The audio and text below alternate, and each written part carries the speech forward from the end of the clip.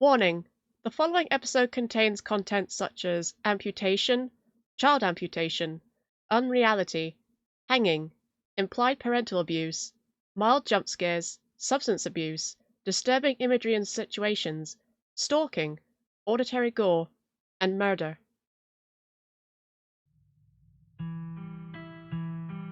Hello everyone! Welcome back to Scarlet Hollow: The Roads Untraveled update.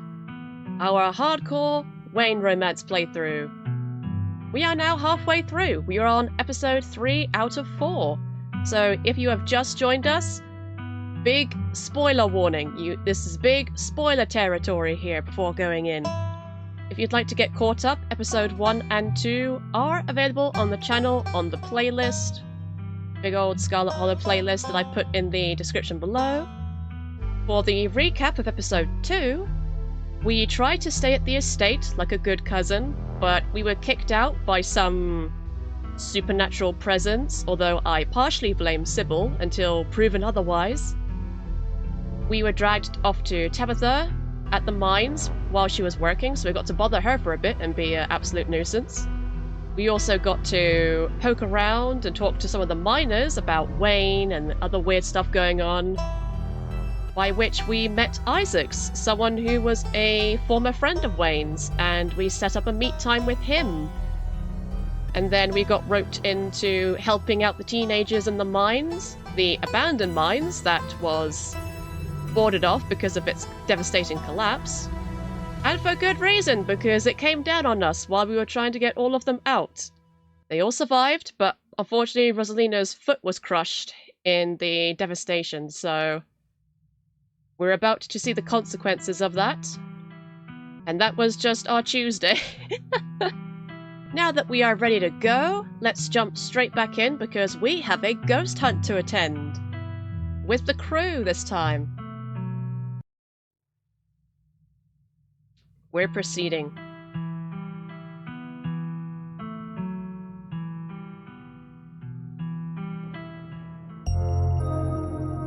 Sunshine filters in through the dusty windows of the estate as the dull aches of last night's activities throb and out of focus.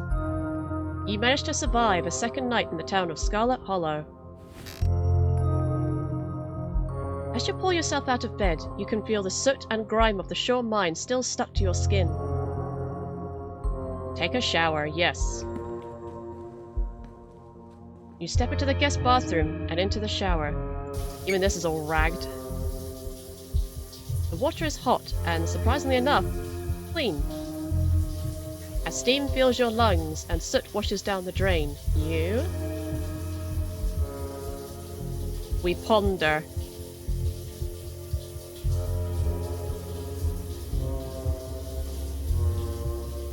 Every minute feels like another thread holding this town together starts to unravel. Thoughts of doom consume me. You're done. You're done here. You turn off the faucet and dry yourself off. Time to start your day. Oh well, you know we have to check on Dustin. It is our duty. Oh, there are 2 of them now. Morning, Dustin. Who's your friend? Trying to remember Dustin's voice. Her name Mum. She came to visit. Hi, Dustin, Mum. Gotta stay with Dustin until glass house empty. Thank you, human, for take care of my boy. Oh, it's my pleasure. Anytime. Anytime, seriously. I had a rough night. Can you console me? I feel that so much. What happened to your glass house?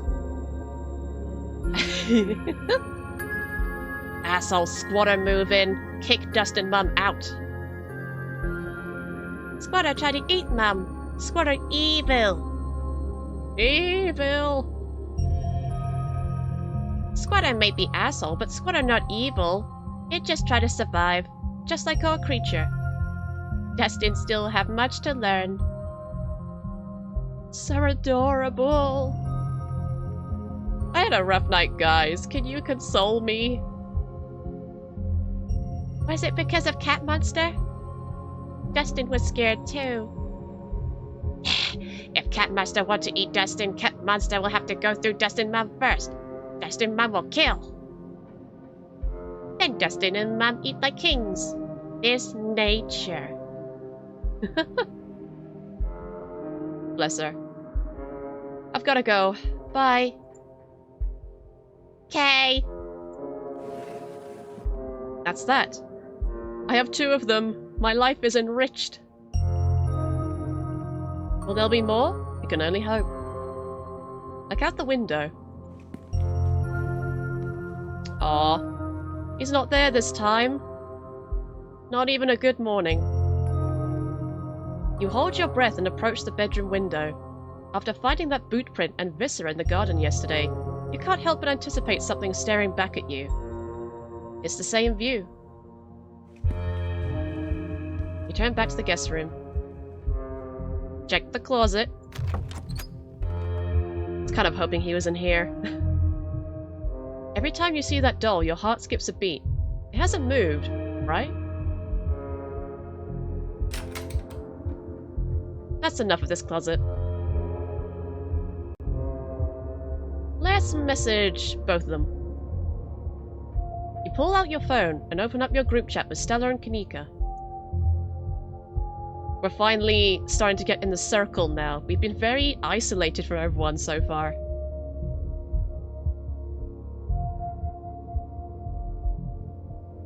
Kill actually bonded with Tabitha.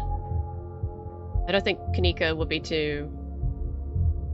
I don't think she would care too much for that. Morning!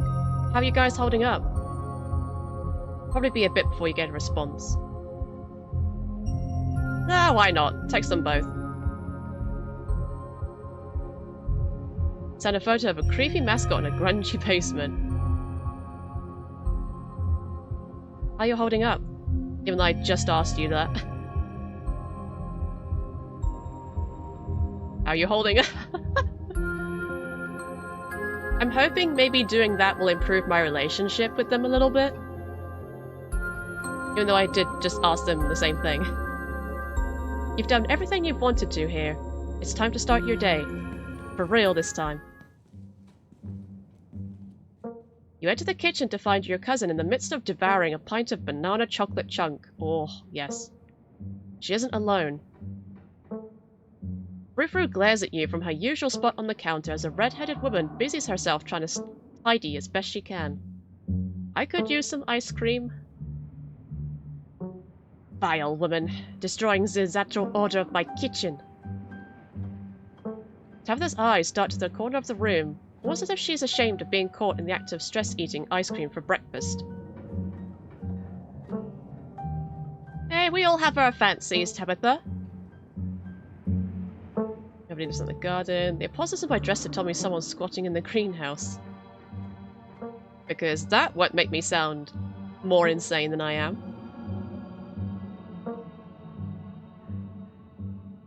Okay. Bonjour, Tofu. Ugh. Bonjour. Sacre bleu. Do not think you can just bonjour me just because I slept at the foot of your bed last night. I still despise you. 3 humans at once. This is abhorrent. Your stink will linger here for hours. How am I to bear it? I see. Talking to my cat again. Are you sure you didn't get hit on the head last night? You don't say good morning to your pets? I always make sure to talk to my farm cats and alpaca like they're people. To me, they kind of are.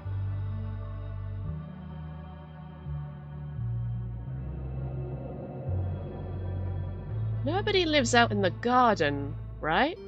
I feel like that's not too direct. Gosh, I wouldn't know. Miss Tabitha won't let me touch the place. Nobody lives in the garden. Why are you even asking?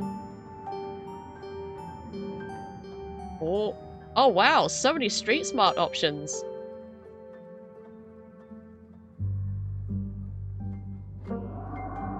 That's gory footprint. No, be direct.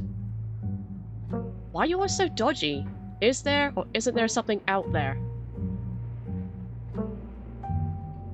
Why are you always so confrontational? If you really want to duke it out over nothing, how about we save it for when we're not around Janie?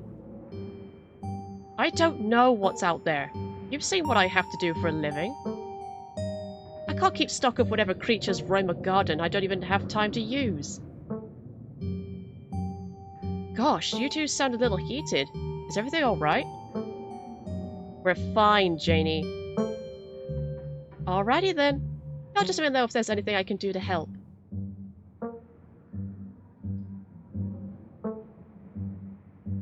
You're right, we need to de-stress a little bit.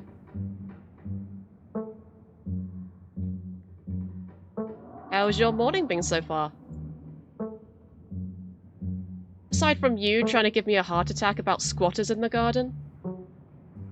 They had to take that little girl's foot last night. Oh, poor Rosalina. So, I'm a little stressed. Tabitha takes one last spoonful of ice cream, then discards the empty container, turning to you with her trademark scowl. Let's get going. I've got an errand to run in town, and every time I've left you here alone, something terrible's wound up happening. So you're coming with me. Again, I tried to do that yesterday. I cannot stress that enough.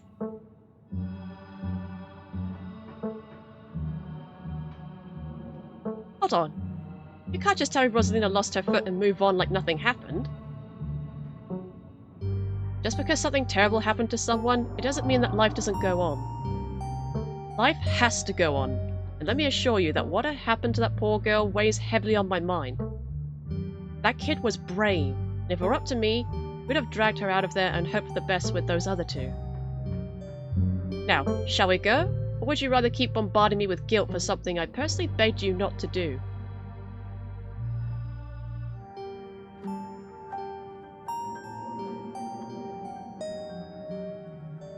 Yay! Cousin bonding time! It'll be good to get to know each other a little better. Janie, lock up when you leave, please. And don't go rearranging anything. I'll know. Yeah, not like us cleaning the bathroom or anything. As you're ready to leave, Janie approaches from the far side of the kitchen. Tabitha remains between the two of you, impatiently tapping her foot. Oh, Demetra, before you go, I heard about what happened last night. I mean, I heard about it before Miss Tabitha mentioned it just now, and then I heard it again. I just wanted to say that I'm so sorry you got caught up in that. I'll be praying for Oscar and poor little Rosalina. They're such sweethearts. Couldn't have happened to nicer people.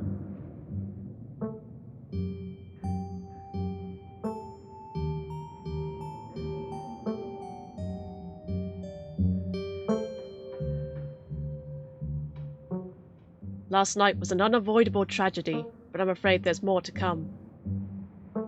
Oh dear, that sounds just dreadful. Have you considered stopping by the church at some point this week?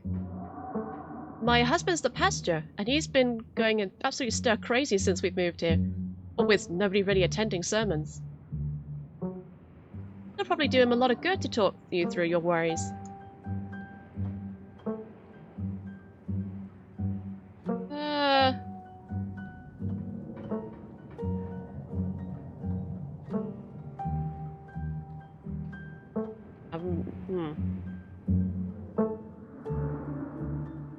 Sure, sounds wonderful. Thank you for the offer. Of course. He's always ready and willing to talk with people, so feel free to stop by the church anytime. The door is always open.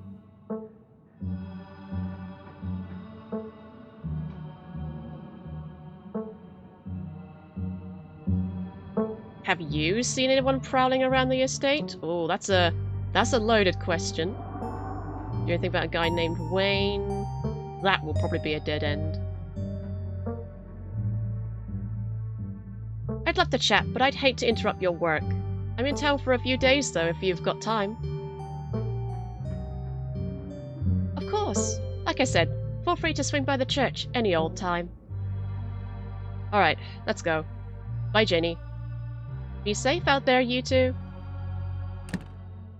You and Tabitha walk through the doors of the estate and into her car.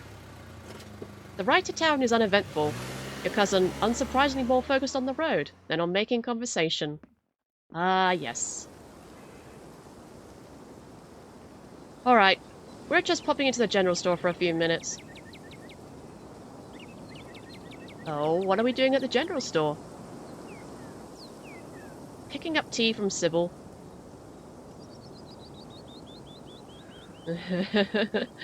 Oh, I gotcha. Picking up tea. Yeah, I'm picking up tea.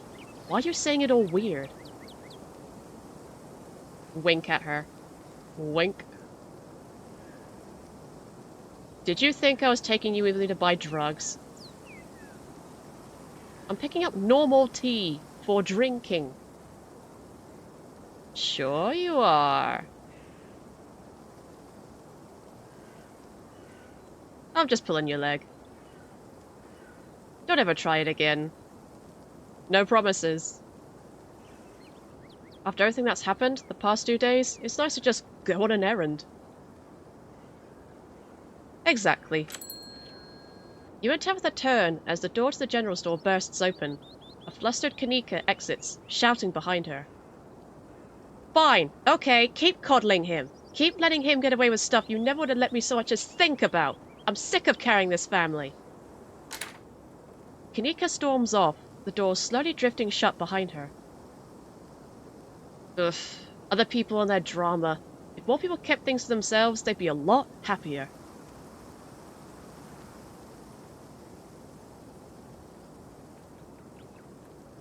I'd be losing it if Miles were my brother. Savage. I'm glad she's finally letting loose. Maybe her family will stop taking advantage of her. She's been so measured since I've met her. Maybe her family will finally stop taking advantage of her. Her family is taking advantage of her because she lets them, not because she's normally measured and composed. A display like this means nothing if she's still here next year, and yet again the year after that. If anything, it just tightens the ties that bind her here.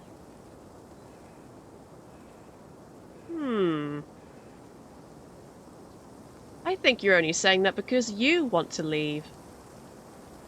So why are you still here? Haven't we been over this already? I have responsibilities. If I'm not here, if I don't do my job, all of these lives are effectively over. Come on already. Let's go. Open up to me, Tabitha. Oh! We have gone so long without meeting this character. I couldn't have it anymore. Yeah, but he's there every day. And I know he comes in to see you every now and then, so... I think I know who you might be talking about. Oh no, never mind. I hardly think Mr. Tremaine not coming into the diner for one day is something to worry about. Well, if you say so. See you around, Sybil. You have a good one, dear. Oh, Tabitha, long time no see. Feels like you never make it all the way down to Main Street. Okay. Hey, I'm sure it goes without saying, but I just want you to know that all of us over at the diner really feel for you. Anything you need, just let us know, okay? What? No, wait!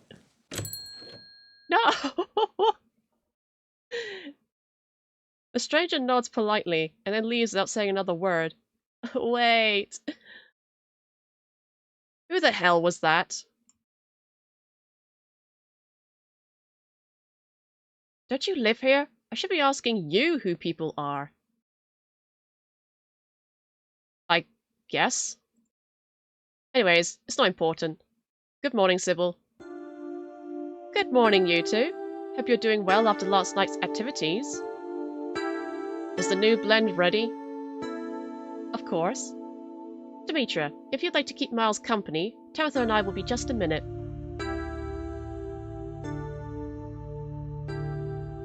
I'm afraid of him. What if he makes fun of me for being old?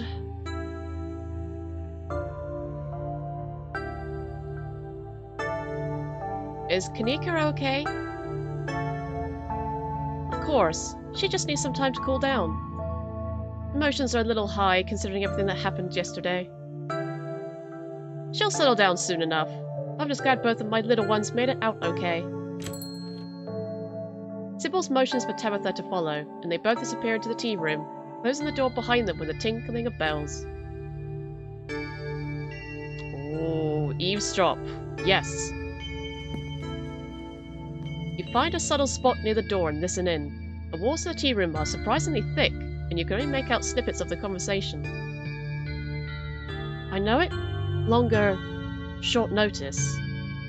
Aren't easy to come by. Is there enough? Just fine. Make sure this is all... Not keeping it. You only have one... chance? Plenty of times. Your listening session is halted as the tinkling of bells announce another patron. Oh, it's Duke! Or in this case, another 2 patrons. Well, if it ain't Demetra! Whoa, this is Miss Scarlet's cousin. She was there with me that night in the woods. We get to meet Bo! It's a pleasure to meet you, miss. My name is Bo. I'm Duke's boy. Hope you've been faring better since all that unpleasantness. Things have gotten worse. I did hear whispers about what happened up at the mines last night. So sorry to hear about poor little Rosalina. Scarlet Hollow ain't so safe this week, it would seem. Doesn't look good on us, does it? How have you been? Hanging in there? Oh, I can't complain. I miss old Birdie, but there's nothing I can do for her now except protect the rest of my brood. Them things won't so much as step foot on my property. Not with Bo and me watching the perimeter with our shotguns at the ready. We even set up the missus with her pistol. Good thing we was watching. Nearly caught Julius trying to make off with Big Betty. Not Big Betty! As if he could have carried off a nearly 2,000-pound pumpkin on his own. I'd almost love to see him try. It's not like we'll be taking her to the state fair anyway. Now all she's good for is making the world's largest pumpkin pie.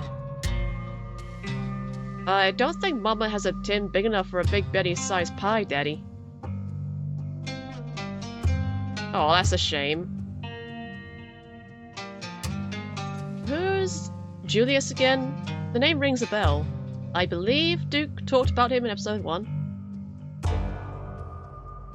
Julius Tremaine.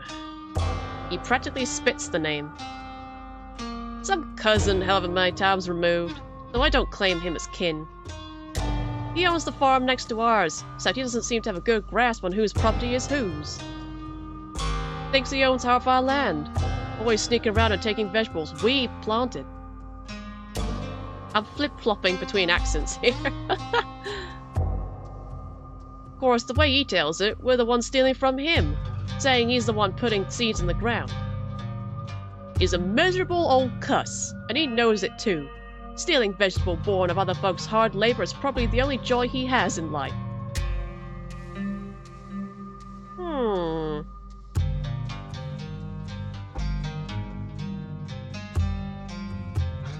Have you seen any of those creatures around your farm? Yeah, we saw a few of those things. They got scared off before I could start shooting. Nasty little buggers. We've all been losing sleep making sure we can keep an eye on things. It's even rubbing off on the hens. None of the little ladies have been laying this week. You know, Daddy, I bet some big mastiff could keep those things away. This seems like just the kind of job for a guard dog. Now, don't you start again. We ain't getting a dog.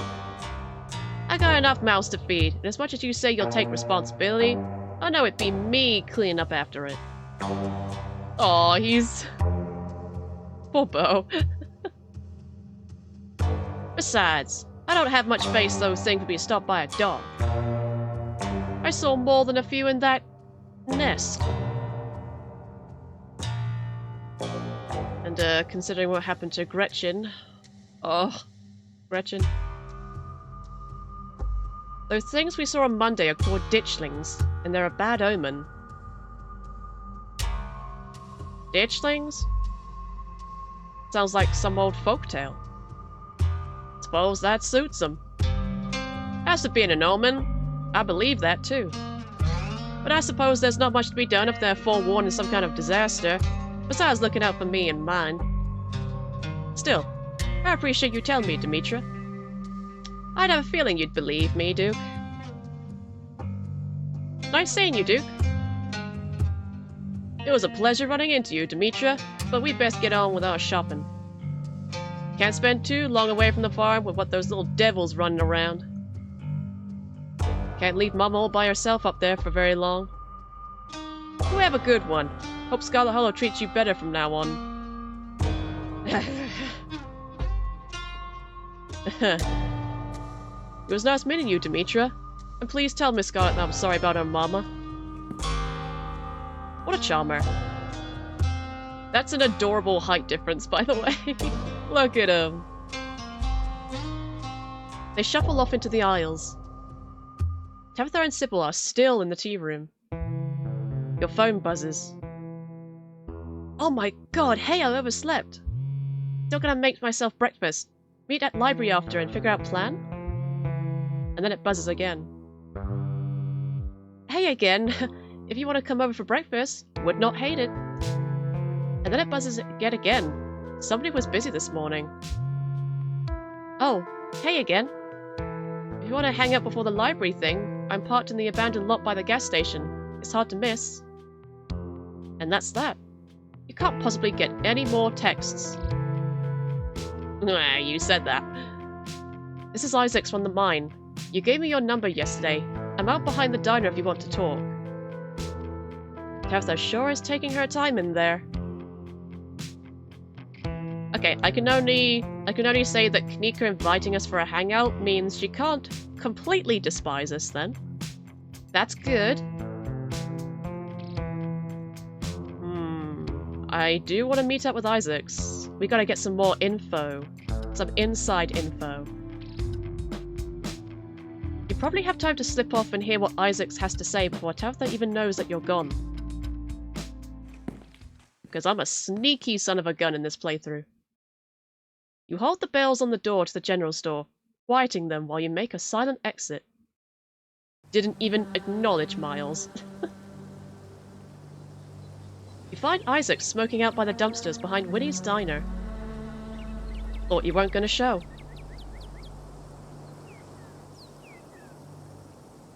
Turn around and leave without saying a single word.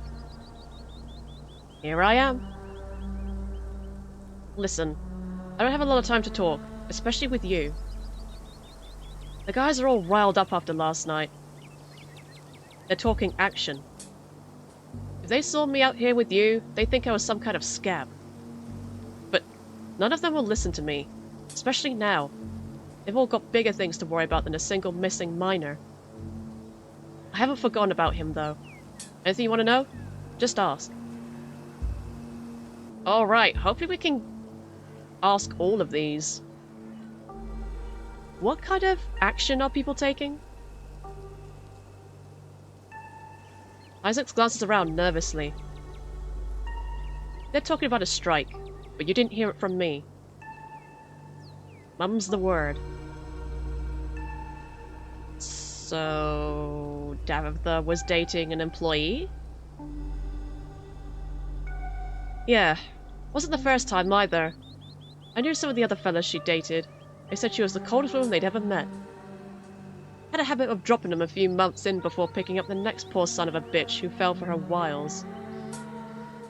I guess us coal boys are pretty desperate. Especially when a woman of means like that approaches you. You never know if you're going to be the one who lucks out and locks down that old family wealth. Guess Wayne wasn't so lucky.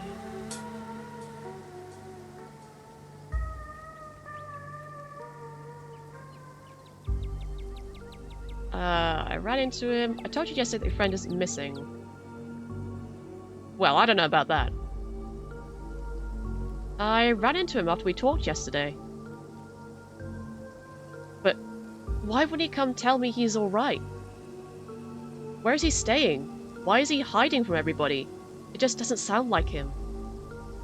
I'm not sure the man you think is Wayne is really him. He's all goopy now.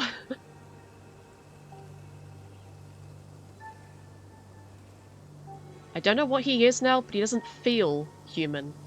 Stay with me, Isaacs.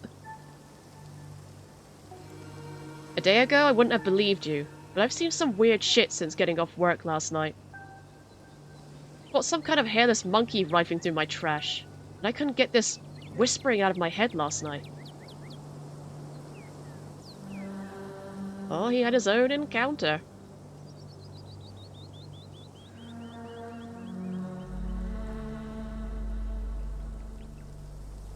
You saw a ditchling.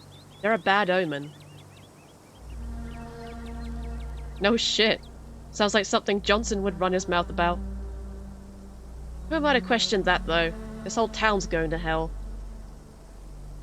Sure seems that way, doesn't it?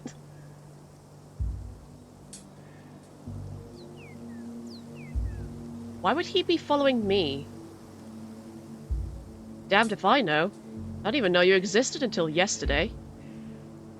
I suppose Tabitha could have told him about you, so maybe he's trying to get to someone close to his ex. Seems like a pathetic move to me, but relationships change people. Maybe even a man like Wayne could be broken by someone like her.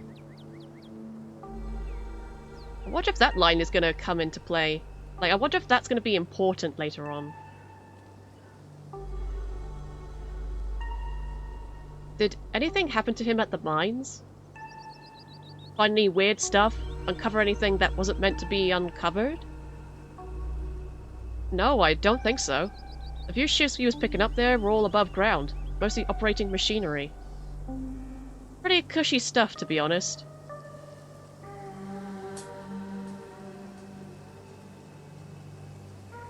What was he like? He was a light-hearted kind of guy, always joking around on the job. Amazing fella to grab beers with. Not keen on doing hard work, so it wasn't too strange when he barely picked up any shifts once that relationship started. I'm sure he saw her as a bit of a meal ticket, so maybe he wasn't too smart, but he was a good friend. Closest one I had. Oh, I feel bad for him. Do you think Tabitha did something to him? Yes, I do. That, or maybe Pearl Ann. I don't know what it could be, but something happened up at that house. The week it went down, everyone was so up in arms about Miss Pearl Ann's death. Almost nobody cared about the fact that some transplant miner had gone missing. That's rough.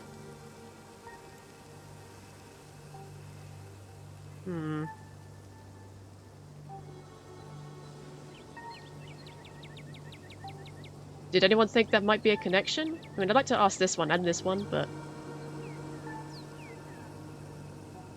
What, like he had something to do with her death? No, absolutely not. But it was natural causes. Died in her sleep. She was old, and a smoker. Figured her lungs finally gave up on her. If anybody did anything, it was that family doing something to him. Isaac sighs, taking one last long drag of his cigarette. I appreciate you coming by to talk. I can't say I'm happy with what you've told me, but I'm glad somebody is looking into this. Seems like everybody else was perfectly happy to sweep it under the rug. Isaac tosses his cigarette butt. It goes without saying that you better not go telling anyone we talked. And if you see him, or whoever it is pretending to be him, tell him his buddy is worried about him, alright? That hurts because I basically did that last time. Poor Isaacs. Isaacs heads back inside, and you find yourself alone again. Oh, I am not. I am not snitching. I will not be a snitch. I guess we should go back to our cousin. You make it to the entrance of the general store just as a furious Tabitha leaves. Oh. Oh, there you are. I thought you'd run off. Again. What were you doing?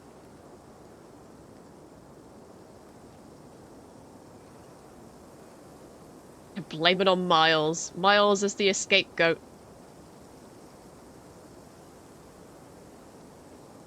There was a cat outside. I wanted to pet it. Sorry I came out swinging like that. I'm just stressed. I've got a lot on my plate right now. I've got a couple hours to spare. I'll pick us up some sodas and we can get out of here. I don't like lingering where just anyone can walk up and start talking to me. Tabitha starts walking, motioning for you to follow. Tabitha stops in front of a small house on the quiet hill just off Main Street. The Scarlets own most of the houses out here. We rent them out to employees. Just more convenient, you know? Not too bad. Is that a doghouse? That's some kind of pet house, isn't it?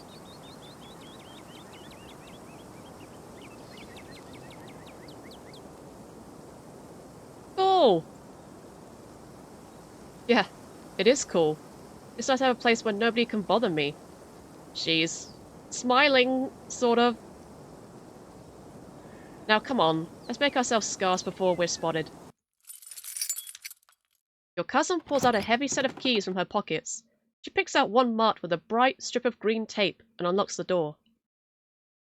Come on in. Don't worry, it's empty. You follow your cousin into the model home. We haven't rented this one out for years. I come here to get away from it all. Does that make sense? It's kind of like a vacation home, but I don't have to travel. Anyway, make yourself comfortable and have a soda. Gladly. We're hanging out. We're doing it. Tabitha hands you a cream soda before settling in on the couch. Though this home gives the appearance of being lived in, with its furniture and lack of dust, it feels nearly as empty and barren as the estate. There's no soul in this place, only the dream of one. Oh, very sad. What about Tabitha? Can we try some of that tea you picked up? It smells nice. Nope.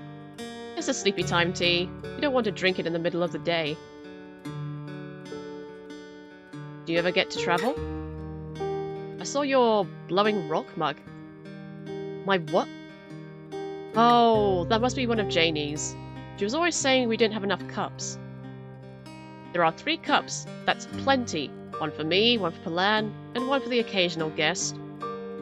But Janie said her husband has a ton of dumb little souvenir mugs from his travels. Not that I asked. She just tells me stuff about her family. Anyways, she said they have mugs to spare, as if I needed her charity.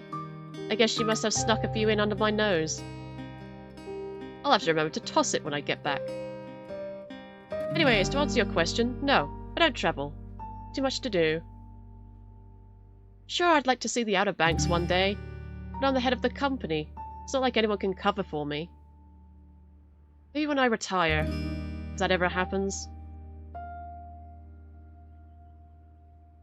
I'd be stuck on that.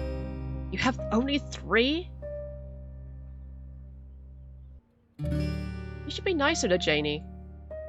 She seems like a nice lady who's just trying to connect with you. Please, spare me the lecture. I should have to make connections with random people just because they want to make connections with me. I just want her to come by once a week and clean the house, then pick up her paycheck and leave me alone. Fair. Maybe when this week is over we can go to the beach together. Wouldn't that be fun? Wouldn't that be great? Yeah, maybe. I think I'd like that. There it is. There's the genuine smile.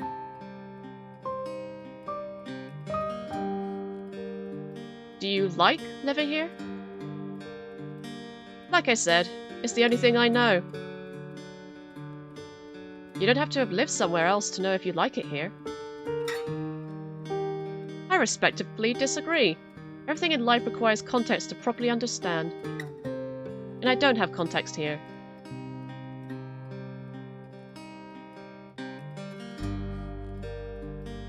You don't need context to know if you like living somewhere. Are you happy? Generally? No, I'm not. But I'm happy you're here. Aww! Aww! Oh, that touched my heart.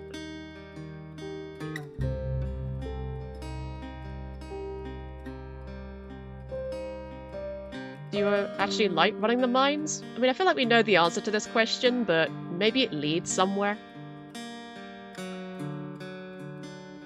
Of course not, but that doesn't really matter. I've had years of plan drilling that into my head. I can't trust anyone else to do my job, and if I don't do it, this entire town falls to ruin. It's my burden to bear. Though I'd be lying if I said I hadn't thought about running off.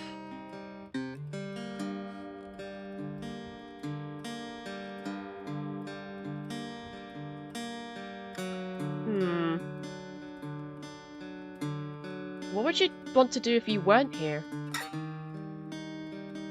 Honestly, I'd like to be a bank teller. Something like that. My entire life has been defined by my obligations. I'd like nothing more than to go somewhere, do a task, and go home. Not that it matters. I am here, and my life is defined by those obligations. Dreaming about some other life only makes the one I have more difficult.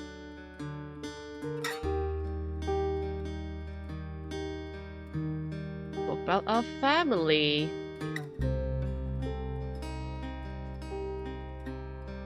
Sure, she probably figures that we already did this, so might as well confess. Be honest, I guess. I took a peek into the older part of the estate. Our family used to be a lot bigger. You what? Unbelievable. I specifically told you to not go in there. Does the word danger mean nothing to you? Actually, I take that back. I very much believe you went in there. You constantly do things that you shouldn't.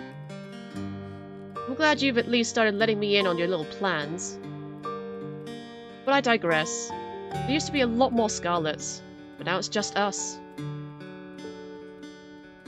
Just us two.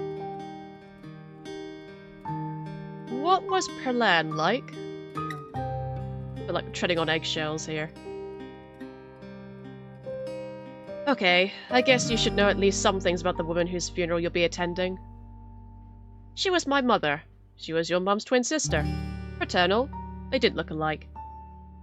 So with their personalities, night and day, from what I've heard. Lan was a hot ass, but that comes with the territory. I mean, what else do you want to know? Both of these, really. How did she die? Sleep apnea. Did you two get along? No. That woman was a monster. Leave it at that. Damn. What was your dad like? Don't know. He just up and left one day. Didn't want anything to do with us anymore, I guess. They never got divorced, just separated. He probably couldn't be bothered to fill out any paperwork, especially considering he would lose any and all claim to the Scarlet fortune if they divorced. And he'd have to pay child support for a kid he couldn't be bothered to call on her birthday. Hooray, another member of the Deadbeat Dads Club. Yes, very true. What about our father?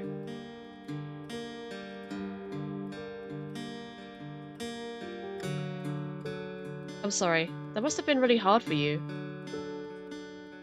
I don't really think about it. If he didn't want anything to do with me, his loss. About our relationship? That's juicy. I can't believe we're actually hanging out. I almost didn't. Isn't that why you came all the way down here from Lillian?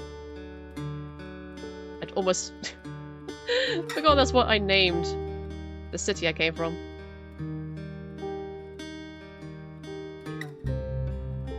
what kind of things did Palan tell you about me and my mum? We had a bit from Kanika, but let's hear it from Tabitha. All sorts of terrible things. She'd love to talk about how destitute your mother was after leaving for Lillian.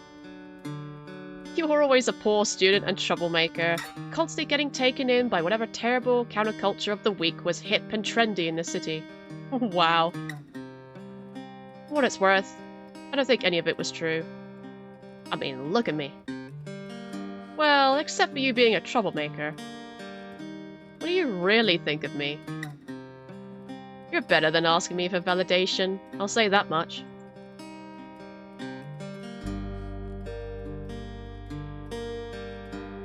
I'm really glad I came up here. Yeah. Me too. Every time she hits me with that smile, it just disarms me. I always need a moment. Me too. That's such a grimace. Please stop staring at me like that. Ask about the people in town. I know I've already asked, but now that we're hanging out, can you tell me what the deal is with you and Stella? Alright, fine. We were close in high school. Really, really close. We'd have sleepovers a few nights a week, spend all night watching monster movies and eating chips. Monster movies? Hell yes. Anyway, Palan didn't like her. I'd always have to lie and say I was going over to her place to study. When we graduated, it was impossible to see her anymore. There were no more excuses to go study, and I was too busy learning the ropes at the mine. Palan made sure my every waking minute was occupied. I didn't have time for friends. But I never needed friends before meeting Stella, so it was easy enough to slip back into the mindset and try to move on.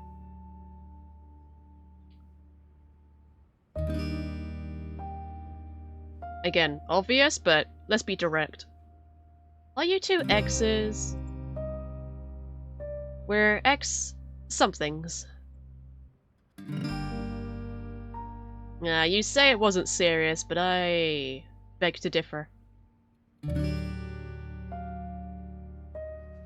you want to try and get in with you, Kanika? Please. If she's anything like me, that would only make her hate me more. I have dignity, Demetra. You had some harsh things to say about Oscar last night. Do you really believe what you said? I do.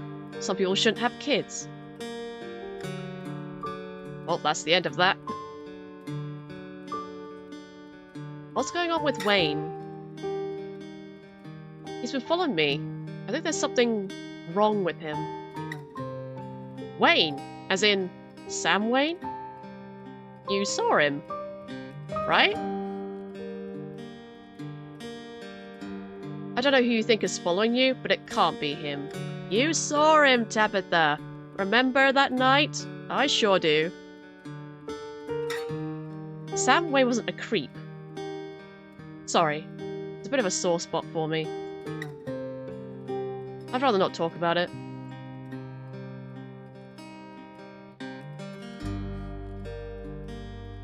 Alright. Fine. Later. Later. Thanks. You may have known a Sam Wayne, but I know a Wayne. Do you know Sybil well? Everyone in town knows her. But I don't know if anyone actually knows her well. Why did you hire Janie? Her land hired Janie. She was my babysitter before she started cleaning the estate. The police, though. The police. They're really on my ass. I wouldn't worry about them. Our family's the law around these parts. So you should do your best to stay on my good side. That's something to explore another time, isn't it?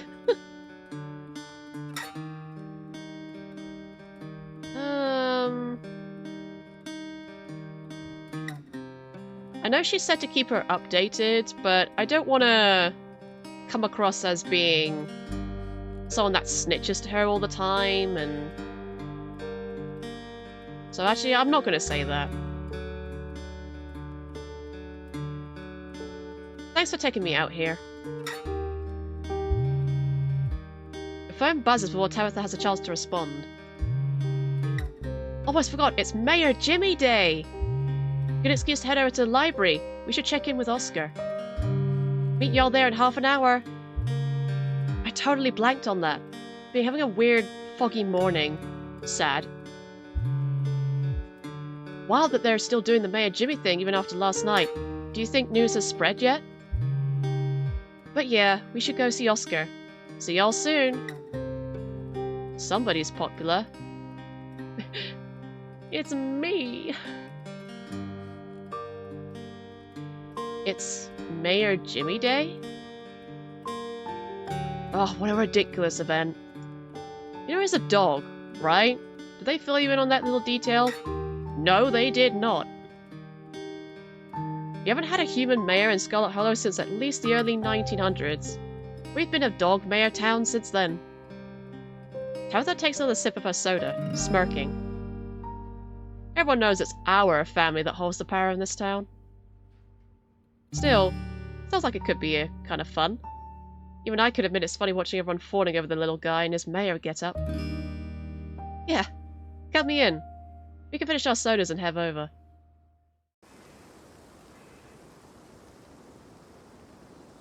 How do I look? It's been a while since I've been out in public like this. Fantastic. I'm kind of nervous. Oh no. Not angry woman! Can't walk anywhere without angry women talking to you on the street. Excuse me, Miss Scarlet. Can I help you? Becca stares at you from a distance as the furious woman tears into Tabitha. This must be her mother. What the hell do you think you're doing here after grinning like a buffoon after everything that happened last night? A mine collapse almost killed my poor, sweet, innocent child, and you think it was a good idea to retaliate by demoting my husband? We've gotten used to a new lifestyle. You can't just take that away from us for something that was your fault. Her fault? I heard that one girl had to have her foot amputated. That could have been my child. Don't think I won't be pressing charges. Mom, please, you're embarrassing me. Shut up, Becca. Mommy is advocating for you.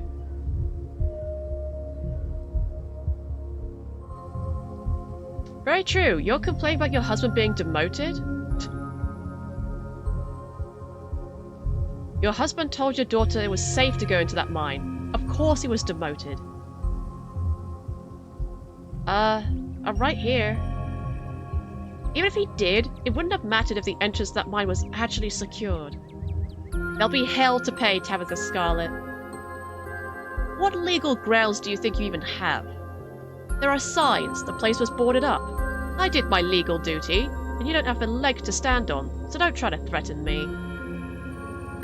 Mom, can we go, please? If I were you, I'd listen to your brat. You haven't heard the last from us. You'll see. I don't know how that will develop later on. The woman storms off just as quickly as she stormed in, Becca following at a distance. God damn it. She's right. I can't just hang around town the day after something like that. It doesn't look right. I should be up there, if it's just to oversee what's going on. If I'm supposed to run this place, I'm gonna get my head in the game. I can't slip up like this again. Tabitha sighs, straightening up. Her scowl returns. Keep an eye on Stella for me until tonight. She is a loose cannon. I want eyes on her before she causes any trouble this week. Okay? Again, I don't... If it's out of care, sure. But if it's just to keep, like, reporting back to you, no. Your cousin turns and heads back to her car, leaving you alone on Main Street. Go to the library. to join up with everyone. You enter the library alone. It's busier than usual, and a small crowd has formed in a corner of the main foyer. You actually came! I thought you might have missed my text. I was about to try calling.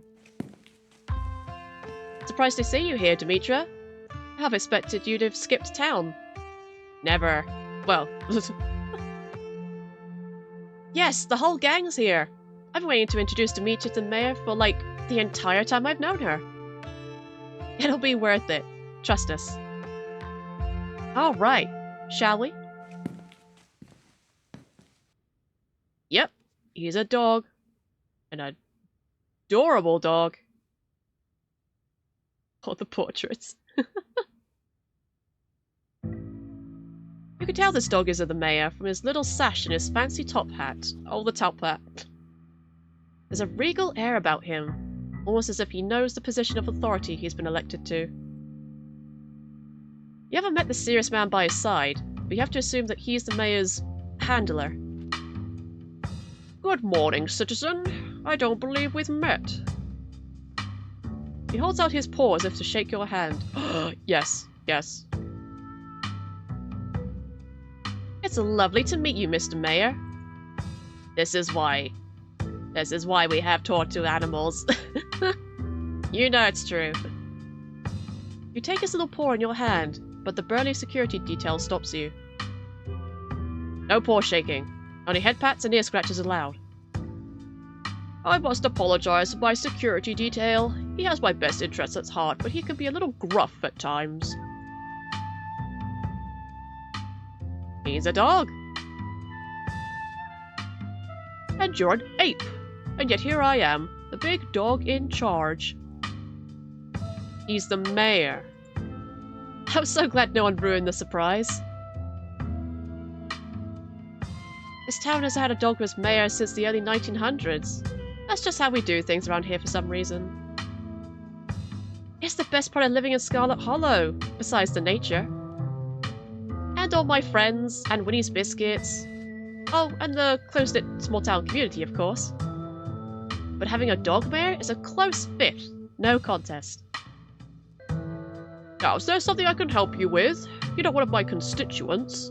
I'd like to make sure I spend plenty of time with the voters. Oh, he's adorable. Okay. We're doomed, aren't we?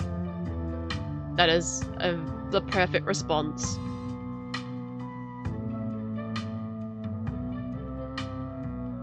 Mr. Mayor, there's something very serious going on in town. We need your help. Don't look at me like that. Murmurs stir in the crowd behind you as you relay the danger to the mayor. Of course, the pet disappearances. I've been made aware of the situation. But what do you expect me to do about it? It's autumn. That's tourist season in Scarlet Hollow. I can't turn away the lifeblood of this town. Not with the mine faltering the way it is. Don't do Jaws on me. Don't do the whole Jaws setup. No. There was a mine collapse last night. We don't need any more news of disaster coming out of Scarlet Hollow. Do you understand? You care about tourists? In true horror fashion.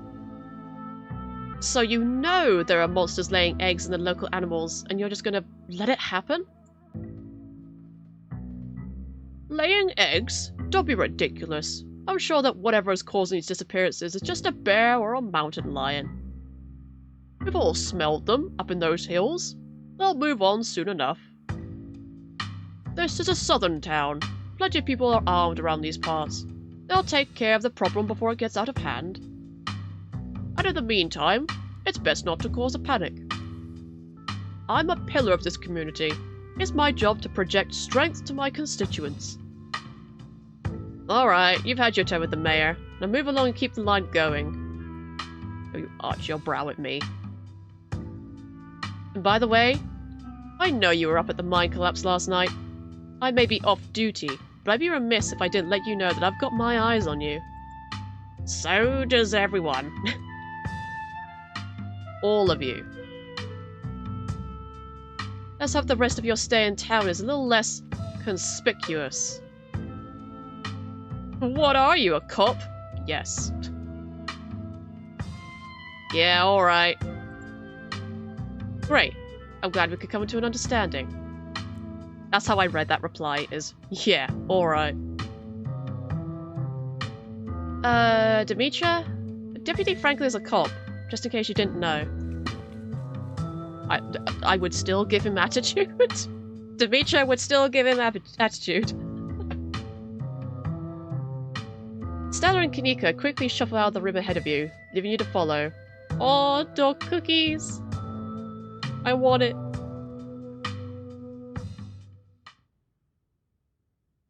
It looks like everyone else is already talking to Oscar in the next room. Oh! Don't jump scare me like that. Before you can catch up to your companions, you're intercepted by a nervous man with a cross around his neck. It's hard to put a finger on it, but something compels you to dislike him. Whoever he is, you can feel his desperation to make a good first impression. A self-sustained and self-fulfilling prophecy. This man stands no chance with our street smart and mystical. We just see right through him. Poor guy. I'm Pastor Daniel. I take it you're Demetra? Everyone's been buzzing about you. I'm so sorry about your aunt, but I'm sure she's in a better place now. Let's not kill herself, we both know Perlan's in hell. I doubt Perlan's in a better place. It sounds like she was awful. Oh, I'm sure she wasn't that bad. Most people are good, deep down inside. It's best not to speak ill of the dead. I'm mystical, of course I can.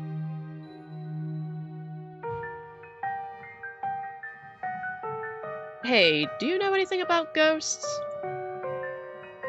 Ghosts?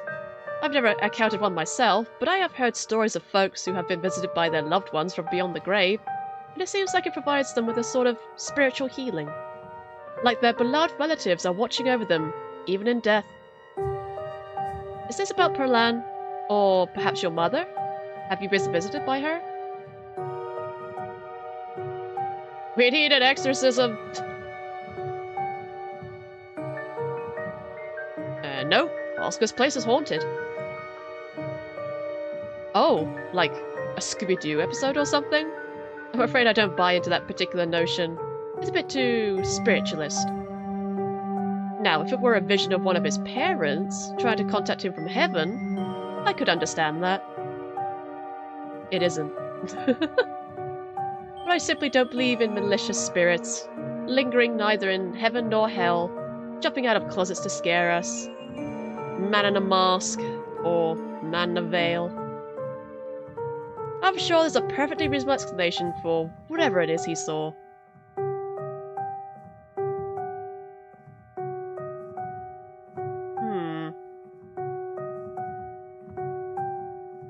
There were ghosts in the mine last night. Really? Are you sure you weren't just seeing something normal? That's normal. Strawber has funny ways of manifesting itself. Janie mentioned you this morning. That woman is the light of my life. I'm so glad she's there to help your cousin through this rough patch.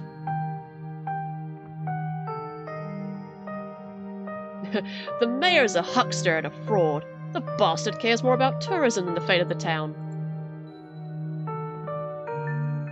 The pastor goes quiet for a second. His face suddenly white as a sheet. A smile fades from his face, and he stares at you intently, studying your expression. You too? He glances to either side before continuing. I thought I was the only one. Please, come visit me at the church soon. Seems like we might have a lot to talk about. There's another? There's another. He hurries off, suddenly quiet and serious. I got to make him uncomfortable for a moment. Nothing to do now but catch up with your companions. Go after them. Oh my god. Poor Rosalina. I can't even imagine how scary this has been for her. She seems in high spirits right now, but they've got her on some pretty strong She seems in high spirits right now, but they've got her on some pretty strong pain medication, so I'm not sure how she's going to feel when that wears off. And it was the whole foot? Yeah, it's bad, but she's alive. We'll both be able to move on from this. We just have to get through the tough parts first. Aw.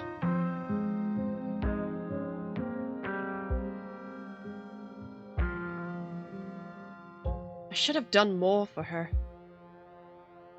No, you don't have to beat yourself up over this. She's actually been talking about you all morning. Oh, really?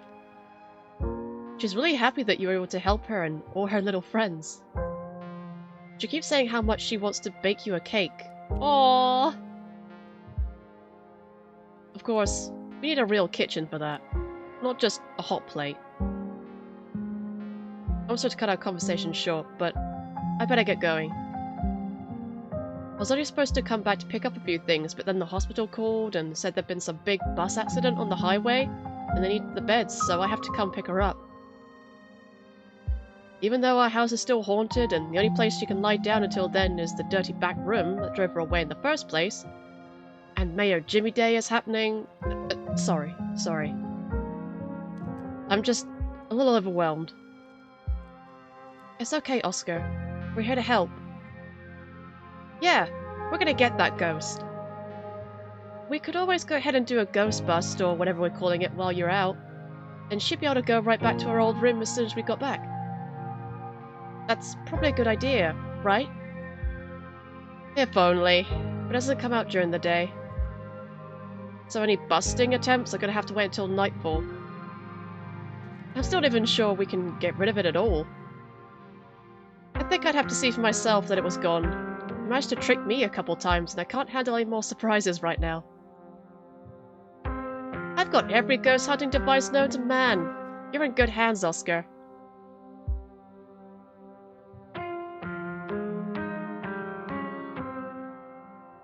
Don't worry, Oscar. We'll fix this. Heck yeah, we will! Yeah, whatever this is, we'll get to the bottom of it. Tonight. Thanks, guys. I really appreciate it. I'm heading out. It should be dark by the time we get back, so I suppose I'll see you all then. Oscar hurries off, car keys jingling as he jogs out the door. Oh yeah, Demetra, we made dinner plans with our pal Reese yesterday. I'm sure his mum would be totally fine with an extra guest. Will she? Absolutely! And maybe we can even get him to come ghost hunting with us. Tabitha did ask you to keep an eye on Stella. Dinner's an easy way to do that. Oh no, you're not going to try to get Dr. Kelly to let him leave the house, are you? She'll kick us out for even asking. I wonder if he even knows what happened last night.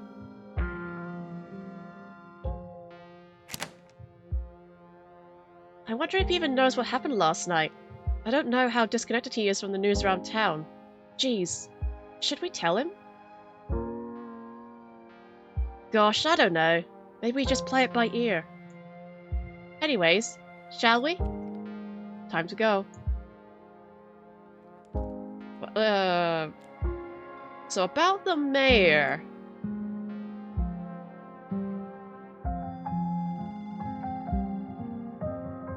He's corrupt. That dope cares more about tourist money than protecting the town. Does Scarlet Hall even get tourists? Kanika laughs. We get a few. They'll all come to see the mayor. The plot thickens. So I finally met Pastor Daniel. It was only a matter of time until he tried to pull you aside about grief counseling. When my dad died, I had to ban him from the general store for a week. He wouldn't stop leaving these little pamphlets at the checkout. I don't know where he finds so many.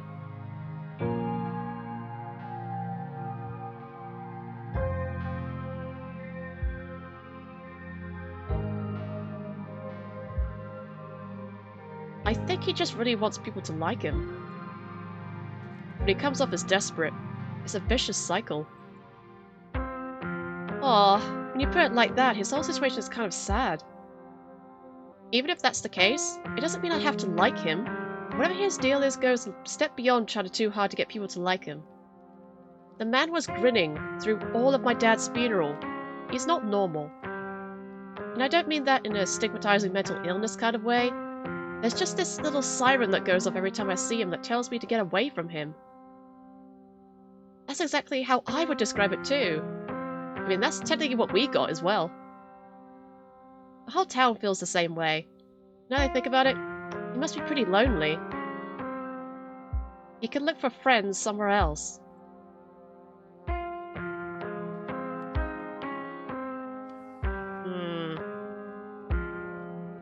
A reminder about this. Whoever ends up coming. I don't really like any of these options, so we're just gonna head straight to Reese's. Alright, shall we head out? The three of you leave the library for an early dinner at Reese's. You find yourself in front of what must be Reese's house. A cold hesitation grips you as the building looms over the hilltop.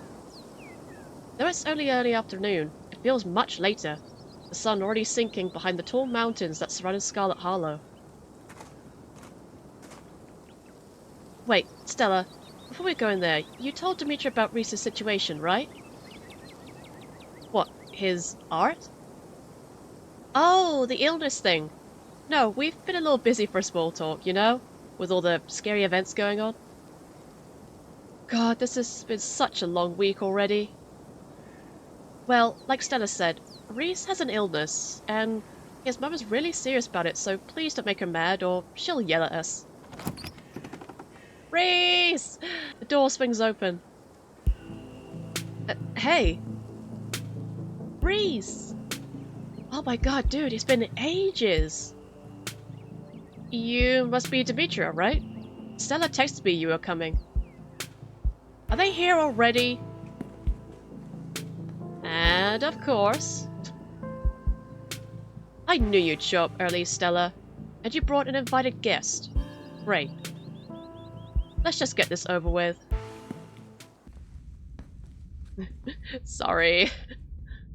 The house feels cold. Not only is there an odd chill in the air, but the building itself feels too sterile, uncomfortably tidy to the point where you're nervous to touch anything. We're getting to meet more characters now that we're more in the loop. If it weren't for the aroma of store-bought dinner rolls baking in the oven and the unsettling artwork hanging on the walls, you'd be half convinced you'd wander into a real estate showing. So, how can I lend a hand? By sitting down at the table and not puttering around in my kitchen. I made sure everything was done well in advance, so the only thing left are the rolls, which shouldn't be long. Then we can have a quick dinner, and you can leave my house and go on about your business. But I was kind of hoping to see Reese's new art. We still have time now, right? You aren't seriously considering subjecting your friends to your disaster of a room, are you? It's not that bad. You can still see the floor. Dr. Kelly raises a single questioning eyebrow. I don't mind a little mess. Yeah, I doubt it could be any worse than the way I keep my room. Yes, okay, fine.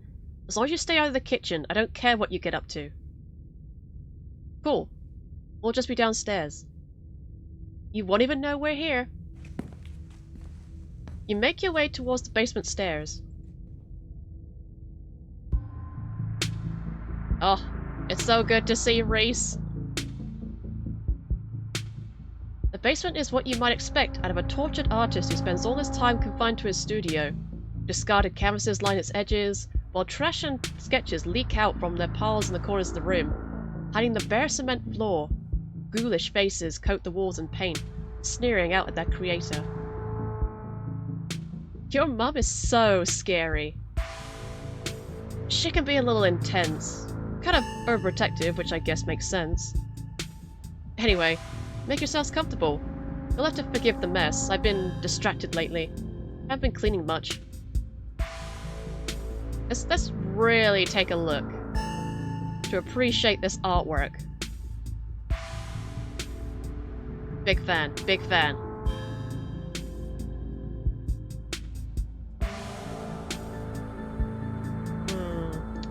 Do you need us to sneak you out of here? This place feels like a prison. Unfortunately, the prison we're dealing with here is only my body, not my room. Are you sure there's nothing we can do? Your company is plenty. It's so nice to have living people down here for a change. You know we'd visit more if your mum let us. Did she tell you she turned us away yesterday? She said we couldn't even talk to you. It's a little controlling. You came by yesterday? She didn't tell me. But I was probably asleep, that's all. She didn't want to wake me up. I don't think that's her being controlling or anything. And not to cast any doubt on that, but she did say I couldn't bring you any food. She knows that's how I show my friends how much I appreciate them. And she knows I can work around all kinds of allergies and intolerances. Not gonna lie, it felt weird. I don't know, my body is pretty particular when it comes to food. She just prefers to have full control over what I eat, so... okay. Maybe that does sound controlling. But it's for a good reason. If I eat the wrong thing, it could really mess me up. So she has to regulate my food.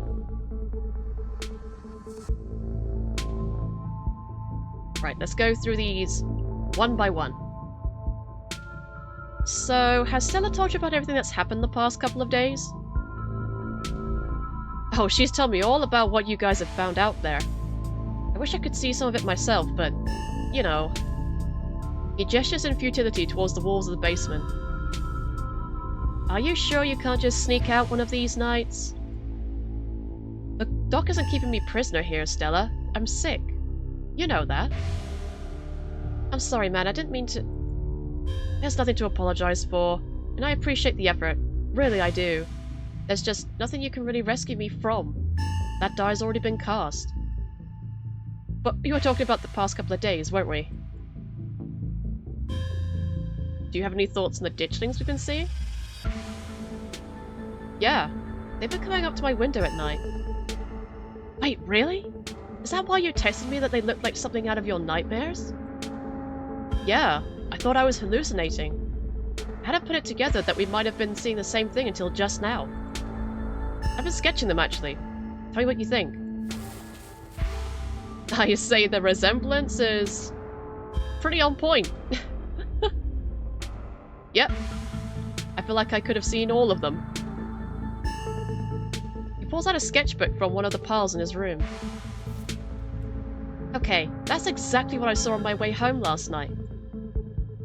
What does it mean that they've been lurking around here, though?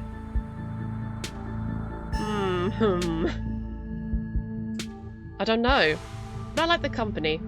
They're kind of beautiful in a sad way, if you ask me. Agree to disagree with you there.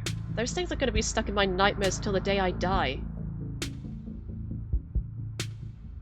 You think the town is doomed? I think...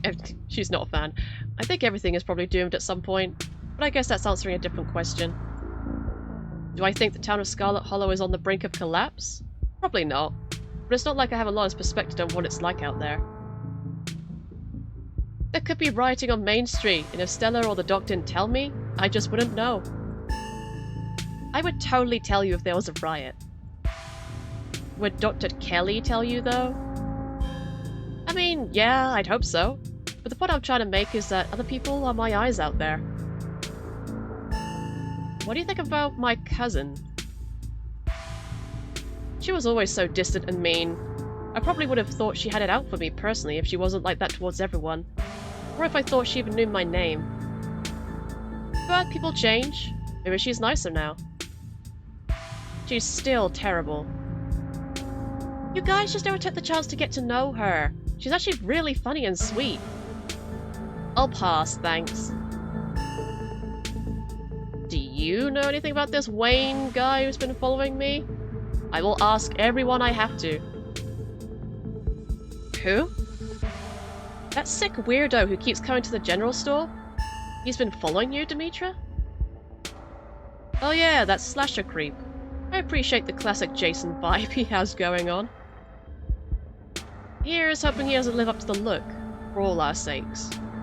I kinda hope he does. Your whole situation's gonna be rough. Sorry. Thanks, but I've been dealing with this thing for a while, so you don't have to feel sorry for me. I've come to terms with the way the rest of my life is gonna be.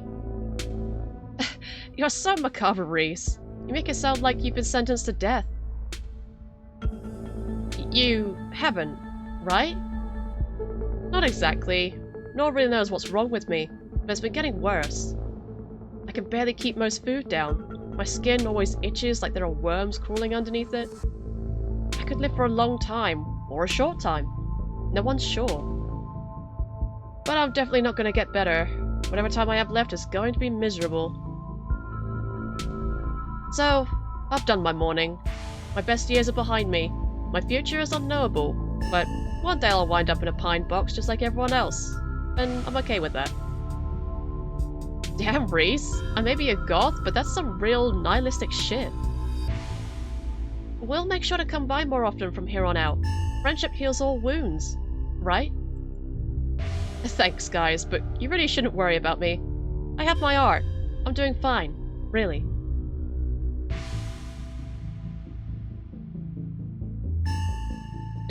True. We'll all join the worms one day. We've just got to make the best of what we got. See? Demetra gets me. Stella, maybe it was a mistake to get these two together. No, it was the best idea. I resent that statement. Your art. Each piece exudes a sickening miasma. It's like you can feel something squirming behind the paint, the brushstrokes acting as steel bars, trapping some anguished being within. Slap these bad boys in a mug. I feel the emotions you put into these. They're writhing just behind the paint, radiating pain and anguish. I know what you mean. I feel it too. When I'm working on them, it's like I'm channeling whatever's plaguing me into the paint. And when they're done, I feel like I've been emptied out, and all the vile things inside of me have been sealed away in the canvas. That's why I make so many of them. Sometimes, when I return to a piece, it's almost like I'm offering an invitation for those feelings to slither back under my skin. There are some pieces I can't even look at. I hide them until I forget they exist. I'd rather not let those particular feelings back in. Sounds kind of like therapy. That seems healthy? Probably? Yeah, art therapy. Sounds like it does you good. Being empty must be better than being full of bad thoughts, right? I think so. It works for me, at least. That's quite a movie collection you've got. Got any erects? Let me think. Oh, have you heard of Shinochi Deathblood? I saw that for the first time recently and it blew me away. Excellent example of both Japanese horror and found footage done right. I love that combo. We could even put it on after dinner if you guys are interested. Damn, I'd usually be down for that, but we've got to head over to Oscar's after this. We promised we'd ghostbust his place. He's apparently been dealing with a bad haunting. And I feel like we should really be there for him tonight, considering everything that's happened. He and Rosalina both need our support right now. I'll take a rain check on that movie though. Yeah, we'll definitely come by for a movie night this week. I'm free tomorrow night. Same goes for Demetra. So far. I should probably work tomorrow, but I can close up early. So, you three go way back, huh? Almost to the womb. The school here is a tiny K-12. Not exactly a one-room schoolhouse, but not far from it. We're lucky we all got along as much as we did. Some kids weren't able to make any friends their own age. They just happened to be born around the same time as some real jerks, and were stuck with them through their whole school career. Poor kids. Not that we were free from dealing with jerks, like a certain Scarlet I could name. Okay, she was a little rough around the edges, but she was pretty friendly when you got past that. Maybe to you. The way she looked at me, you'd think I rolled in something foul every morning before school. Same here. Though to be fair, the feeling was more mutual between us. She deserved it, though.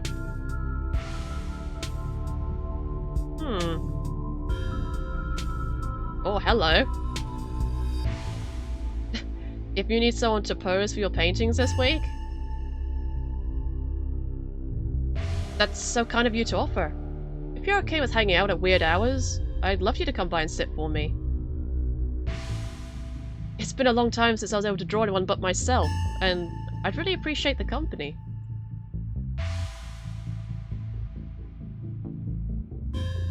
Wanna come ghost hunting with us tonight? Oh wow! Do you think you'd be down for that? We'd love to have you. That would be so amazing, but I haven't had the best luck leaving the house lately. Even just walking to town is enough to put me in bed for a week. It sucks. But make sure you bring your camera, Stella. I want to see everything that happens. If we do end up posing for him for a painting, I hope he transforms us into something like this. Dinner's gonna be ready now, right? Almost on cue. Reese's mum shouts from the kitchen. Dinner's on the table! Guess that's it for catching up. Alright, who wants to have the most awkward, tense dinner? Make sure you all wash your hands with soap. I don't want anyone sharing their germs. Sure thing, Doc. I've already washed them. I don't care. Wash them again. You make your way towards the sink, but are stopped in your tracks by the pull of an odd door at the end of the hallway. It feels out of place, like you've accidentally wandered to a different, older house. But more than that, you feel something radiating from behind it, something dark and cold. You felt this before, in the dusty tunnels you so narrowly escaped last night. An oppressive hum, like a muted scream heard through layers of rock, trying to draw you towards it. You feel lightheaded. Not again! You are compelled to approach the door, drawn in as if hypnotized. Something wants you to find it. Oh, okay. Huh. Open the door, maybe?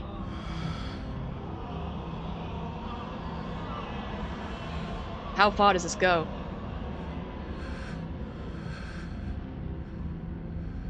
All the way? All the way. Okay. Snap yourself out of it. Mystical overpowered.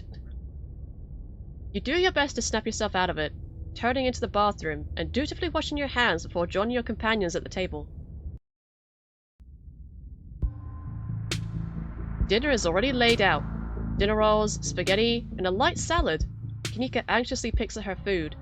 Stella is nervously talkative, and Reese is suddenly quiet and tense, his shoulders tight as his mother perches on the chair next to his. Dr. Kenny eyes all of you with a sharp, fierce gaze. Yep, this is about the atmosphere to be expected. The dinner looks so nice, though. She sits opposite you at the far end of the table, her features silhouetted against the light of the setting sun in the window behind her. How dramatic. Given her protectiveness towards Reese, you find it odd that he's seated between the two of you, rather than the other way around. It's almost as though she's guarded, not only towards you and Stella and Kanika, but towards her son as well. Pills. She slides a few tablets towards Reese. He obediently swallows them. And this is excellent, Dr. Kelly. Is the pasta sauce homemade? No, it's from a jar. I worked too many hours to make my own pasta sauce. Well, you have excellent taste in brands. And if you ever want any tips on easy home-cooked pasta sauces, you know I... No thanks, Stella. I have the internet if I need recipes. Thanks again for having us, Dr. Kelly. We really appreciate it. You didn't tell me they came by yesterday. You were asleep. I didn't want them to wake you up. But you could have told me. Why? You're coming over today anyway. I would just rather know these things. Noted. Noted? But she won't do anything about it. Her son will remain in the dark. The glare. The glare.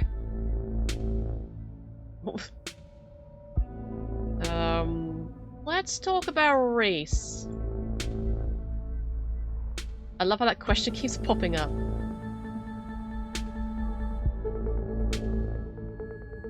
It must break your heart having to isolate your son from the world like this. It's just another unfortunate side effect of his illness. Both of us have just had to come to terms with it. It's not the life I wanted for him, but it's the life he has to lead. Maybe he doesn't have to. Ow, jeez, Kanika, your boots are heavy. Sorry, Dr. Kelly. We're totally respectful of Reese's boundaries, even though they might seem a little arbitrary and strict. Isn't that right, Stella? You can kick me all you like. It won't change my bold attitude and outgoing personality. You know, Doc, I feel pretty okay. I don't think having people over is all that rough on me. We'll see how you feel in an hour. Reese is a talented artist. You must be very proud of him. He has a lot of skill, honed through practice and dedication. I can't say I understand a lot of his pieces, but of course I'm proud. Thanks, Doc. Those questions seem a bit... Nah.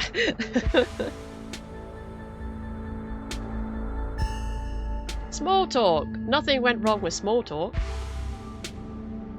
Lie. Well, I mean, I'm a good liar, so... Thanks for putting this together, Dr. Kelly.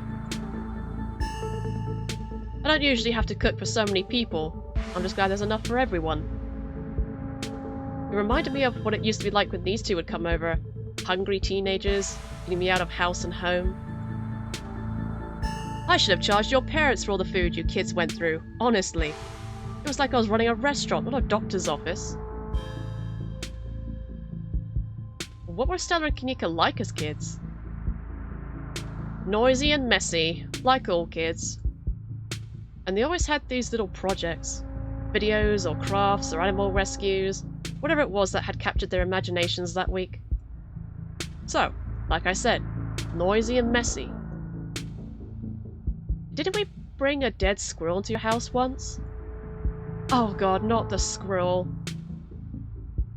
I remember that squirrel. Didn't you think the doc would Frankenstein it back to life or something? I was like 12. I was very susceptible to what I saw in media, and very sad about that squirrel. That's one of those things that keeps me up at night. I still feel guilty about bringing that thing into your house, Dr. Kelly. I'm just glad you didn't make it a habit. How well do you know Tabitha? Have you ever seen a dead body? Not very. I'd know her a lot better if your family didn't seem to be so afraid of doctors. I can count on one hand the number of times she's been in my office. Why are our families so afraid of doctors? Is there a reason for that? No wonder everyone but that old Edwardine died so young. Hopefully your mother was better about taking you to doctor's visits. Huh. I wouldn't be surprised if there was something genetic at play, and it's much better to catch those things early. I sure hope not. The danger. Oof, oof, oof. You see any weird, hairless creatures scurrying around in the woods? I don't tend to go wandering in the woods, so no. You don't have to go all the way to the woods. They've been coming to our windows at night. They've been... what? There are these things called ditchlings, and they've been preying on the local wildlife, and Dimitri and I found a whole nest of them the other night when we... Oh, I see. They're some of your little cryptozoological creatures. I know it sounds pretty out there, but I've seen these things in person. We're not messing around. They're out there laying eggs in animals and doing God knows what else. And here I thought you finally managed to get an even head on your shoulders, Kanika. Seems like Stella might be a bad influence on you. I know her little stories can be convincing, but that's only because she's managed so thoroughly convince herself. She's not making up stories. Neither is Kanika, and neither am I. All you have to do is look outside after dark. They have been more than every night. They're all pale and doughy, and their faces, like sculptures of humans that didn't set right. I see. You stay up too late painting your grisly faces, so you've started to see them everywhere. I'm sure whatever's outside is just raccoons or... Stop. Stop doubting everything I say. Stop trying to rewrite things I tell you to fit what you think should be true.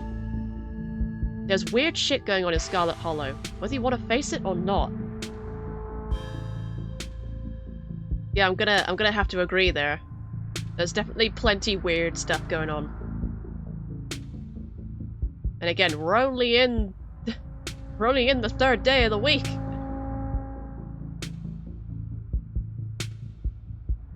Has anyone come in suffering from hallucinations? I'm not at liberty to discuss private medical information. Are you sure? Not even a little bit? It could help our investigation into the strange goings-on. It's not like you have to name names. Investigation? Into what? The mine collapse? Your little ghouls? I think this is best left to professionals, Stella. Not someone who runs around in the woods with a camcorder. Judging by the police reports so far, Dr. Kelly, I don't think it is. We saw some stuff down in the mines last night that I struggled to explain. Maybe if we knew if there was any miners suffering from hallucinations, we could just rule it out as a gas leak, but... You were in an abandoned mine. The chances that you were huffing something dangerous and hallucinatory are through the roof. Leave it at that, and treat it as the tragic accident it was, not like some kind of mystery to unravel. Mystical would have to disagree there. Have you seen any sick animals lately? I'm a doctor, not a vet. Did someone come in with a sick cow last week? Yes, but it's not like I examined the thing. I told them what I just told you and sent them on their way. You said it had lumps. Sure, it had lumps, but I assumed it was suffering from some cow disease. It's not like something I've done much research on. I don't know how normal it is for a cow to be covered in lumps. Doesn't that sound like... ditchlings? Are no farm animals safe from their devious clutches? Dr. Kelly, in Stella's footage, it looked like there was something pupating inside one of Duke's chickens. I bet those were the lumps on the cow. You really should have taken a look. You could have made discoveries previously unknown to the scientific world. Or I could have spread some new, horrible disease to my chronically ill son. I'll leave these discoveries to someone else. Yeah, I can't fault her for that decision, at least. You can feel the tension at the table start to rise.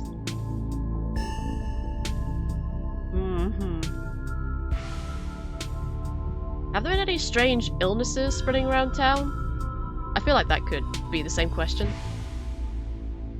What? No. Are you sure you haven't met with any miners who have unusual symptoms? Anyone who seems sort of drippy or strangely ominous when they talked? Sorry to pry, just doing my due diligence. Absolutely not. I've barely seen so much as a runny nose, which is a good thing. If you're so concerned about the mine, why don't you just have Demetra ask Tabitha? I've no interest in violating HIPAA for your weird little investigation into nothing. Do you know Sam Wayne? Have I asked this to literally every character by now? Sam Wayne? Dr. Kelly takes a moment to think. No. Does it ring a bell? Someone you know?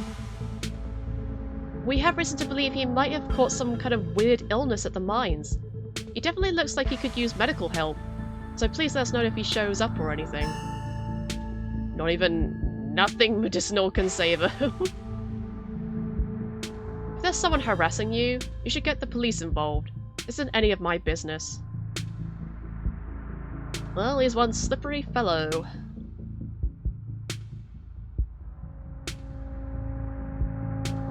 Is that all? Maybe I could ask this. Maybe it's not too much prying. What exactly does he have? He has a combination of genetic diseases that give him a fragile immune system, among other things. It's too much to get into. A lot of technical terms that I have to explain. It's not good dinner talk, and it can't be pleasant for him to have to hear it again, so let's drop it. I'm fine talking about it. I'd rather we talk about something else.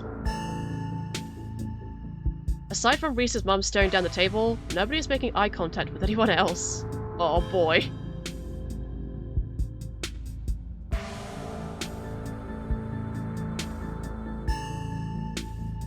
Maybe I should. I am the weirdo after all. The eccentric stranger. You're a doctor. Have you ever seen a dead body? What kind of question is that? I'm a doctor. Of course I've seen a dead body. In fact, seen many dead bodies. She's also the Scarlet Hollow coroner, so she's seen the dead body of everyone who's died in Scarlet Hollow. At least in the past few decades. I'm not a coroner, I'm a medical examiner. A coroner is an elected official. I'm just a doctor licensed to do autopsies. But it's not something I have to do very often. I know exactly what I call dinner talk, so let's just drop it, shall we? This is no normal dinner, though. The more you talk, the less you feel like you're having a conversation, and the more you feel like you're treading on eggshells. Okay, fine. Fine. I'll back down. You remain silent, quietly picking at store-bought spaghetti and dinner rolls. So, we were talking about maybe watching a movie sometime this week, while Demetra is still in town. We'll have to see how you're feeling. I can handle a movie, Doc. Yeah, we'll just sit downstairs in the dark. Reese is used to that. I'm sure he'll be okay. You're always overestimating how much you're able to do, Reese. This is why you keep getting sick. If I get sick, so what? It's not like that's ever gonna change. I'm sick every day, and I'm not getting better. I don't want to spend the last few miserable years of my life holed up in a basement alone just because seeing my friends has been deemed too strenuous. I'm an adult, for God's sake. I can't believe I have to ask for permission from my mum just to have friends over. Reese stops mid-sentence, wincing in pain and wrapping himself in his arms. Reese? Don't say things like that. I'm doing everything I can to try and fix. Silence, as Dr. Kelly's eyes shoot open. Reese? Reese abruptly pulls himself from the table and leaves. Damn it, I knew it. I knew this would be too much. Everyone, get out of my house. Please. Just leave us alone. Stop trying to interfere with his life. All it does is hurt him more. But we can't just leave him like this. Now is when he needs friends the most. No. Now is when he needs me the most. I'm his doctor. And his mother. I know you care about him. I know that. And he knows it too. But all any of you would do is get in the way. So, just leave. Please.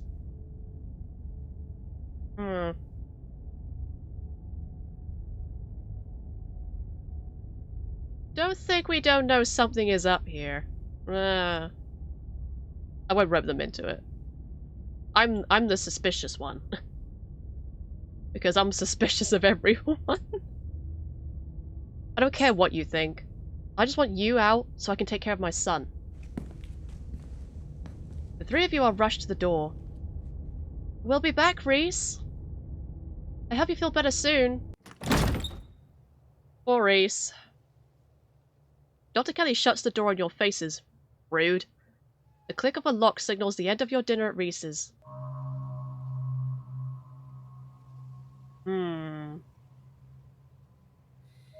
I feel like I should be honest about it. The door to the clinic felt like it had the same pull on me as the carving in the mines. Do you think something's back there? Another one of those carvings is somewhere in there. I'm certain of it. Okay, that'd be really weird. And that's exactly why. Weird fits. If we find it, do you think you'd get another vision? I'm just spitballing here, but I wonder if what that carving showed you last night is related to the ditchlings. You're not suggesting we go poking around in there, are you? Of course I am! Maybe tomorrow. I am not breaking into Dr. Kelly's clinic based on a bad vibe Demetra got.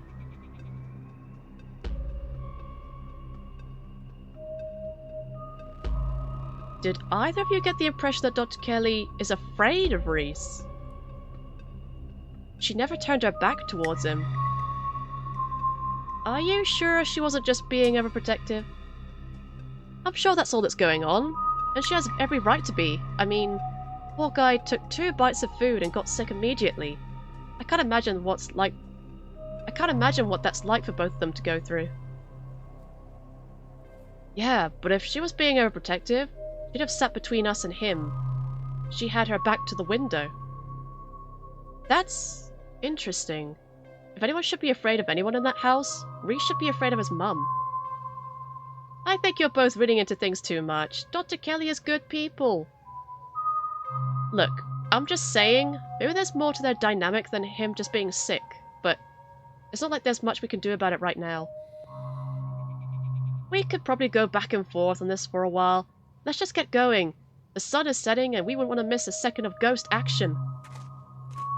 True, I would like some ghost action. Stella hurries off down the hill, almost as if to run away from what just happened. You and Kanika follow her down the slowly darkening street. Lit by the orange hues of the setting sun, the library feels different. What was once a quaint building in a small town now stands as an imposing structure, its walls holding something that stares back at you with menace. I see some more ditchlings. Maybe Kanika is right. Maybe ghosts aren't real, and the rest of tonight is going to be a pleasant break from the events of the past few days. I didn't even see that. Look at that. Oh, and there's Wayne too. Always watching. But you know that's not the case. There's something old and powerful in there, and you can feel it stir as the sun sets and daylight fades away. Wayne's been very absent so far. You can't help but feel like you're about to walk into a slasher movie. You run through a mental list of everyone who's joining you, trying to figure out if you'd make it to the end. Who are you kidding? If anyone has final girl energy, it's Stella or Kanika.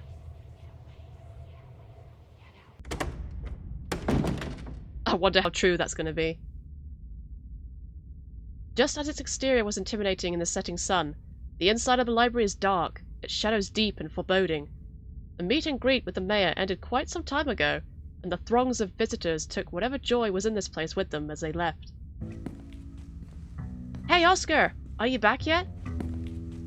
Shh, you can't yell in a library. It's against the rules. It's after hours. Rules only apply before 5 PM. Now it's our domain. Hey, you're just in time. Rosalina's situated in the back room. Lester's gonna keep her company while we hopefully get this all sorted out. I'd love for her to be able to sleep in her own bed tonight. How is she doing? She's not quite as chipper as she was when we were on the stronger meds, but she's still doing surprisingly well. Alexis has been by her side non-stop. She's been a really good friend. Rosalina and I are both lucky to have her right now. I'm glad she's back home at least, and we'll be able to get her back into a real home in no time. I've come fully loaded. Got my EMF reader, temperature gauge, spirit box, infrared camera, UV light, video cameras, salt, flashlights for everybody in case the ghost messes with the electricity, parabolic microphone, sharpies and paper for automatic writing, matches, and candles for rituals. Oh, and a Ouija board. I know they're toys, but you never know what might come in handy. Wow, this is a lot of ghost hunting stuff for something that was so last minute. Do you just have this stuff ready to go in a bug-out bag or something? Of course I do! I actually stashed a couple of bags here overnight after I got back from the mines. Excuse me? I wasn't about to carry everything around all day. This way we can go in light and pop in to grab some stuff once things start getting spooky. I may never have found any compelling evidence of ghosts, but that's not for lack of trying. After last night, I'm more than ready to try again.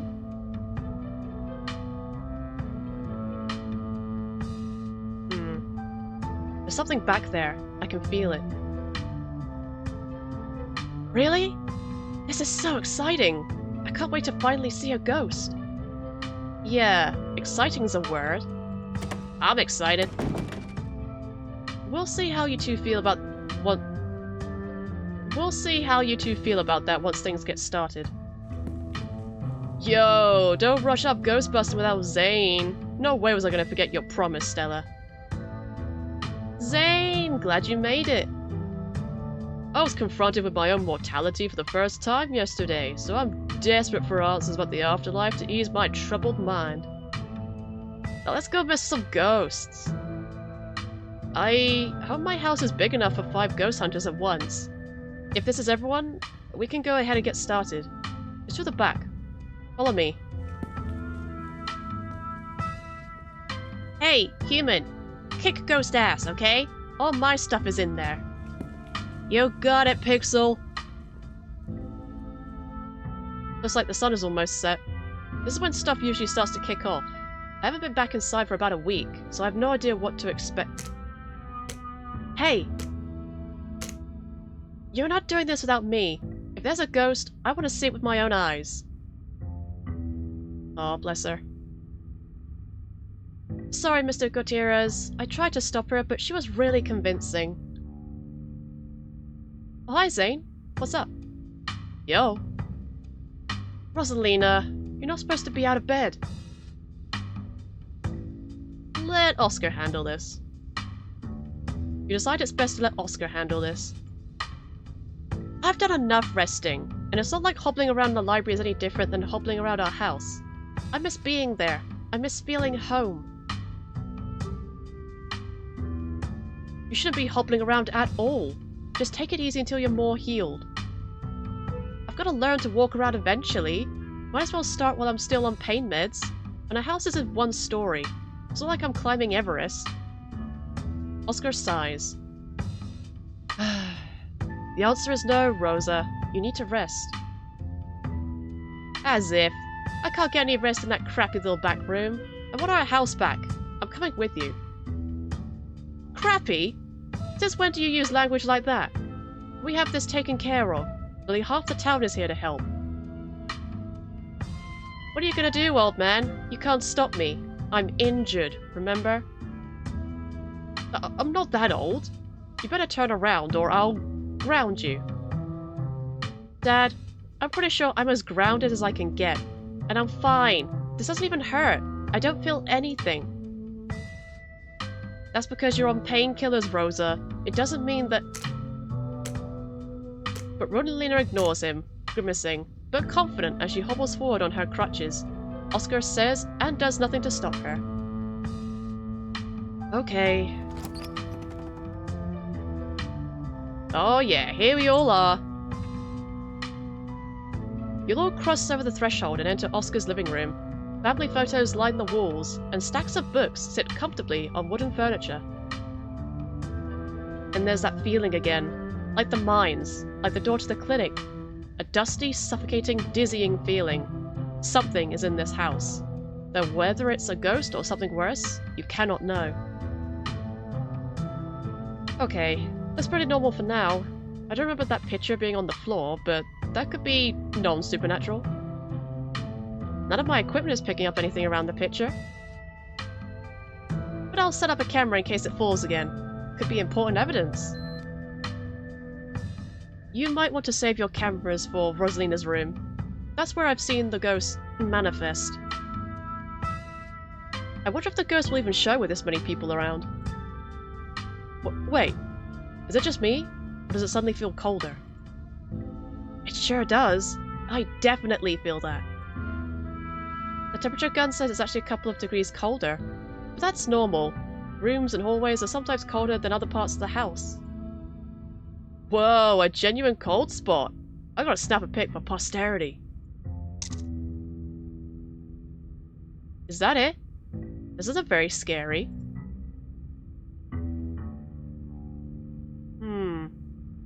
Wait, Rosalina, if the ghost mostly manifests in your room, shouldn't you have seen it? I've only seen the stain. Stain? Dad made me switch rooms with him way before we moved out.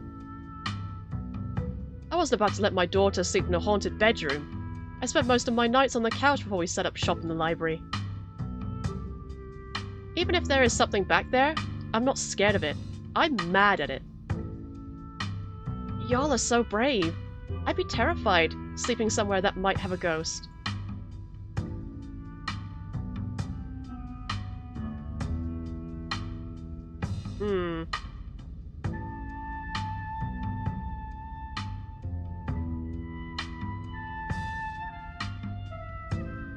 Maybe it's just shy. It's possible that it doesn't like crowds. It's only ever shown itself while I was alone. Dad, you said it usually comes out at night, right? I guess that means it still has time to show up. I thought you weren't convinced any of this was real, Rosalina. If my dad believes it this much, I'm gonna keep an open mind. God, what if it is all just in my head? I'm not sure I'd be more of a relief or an embarrassment. I don't know, this cold spot is pretty solid evidence. Though I won't be satisfied until we see a full-bodied apparition.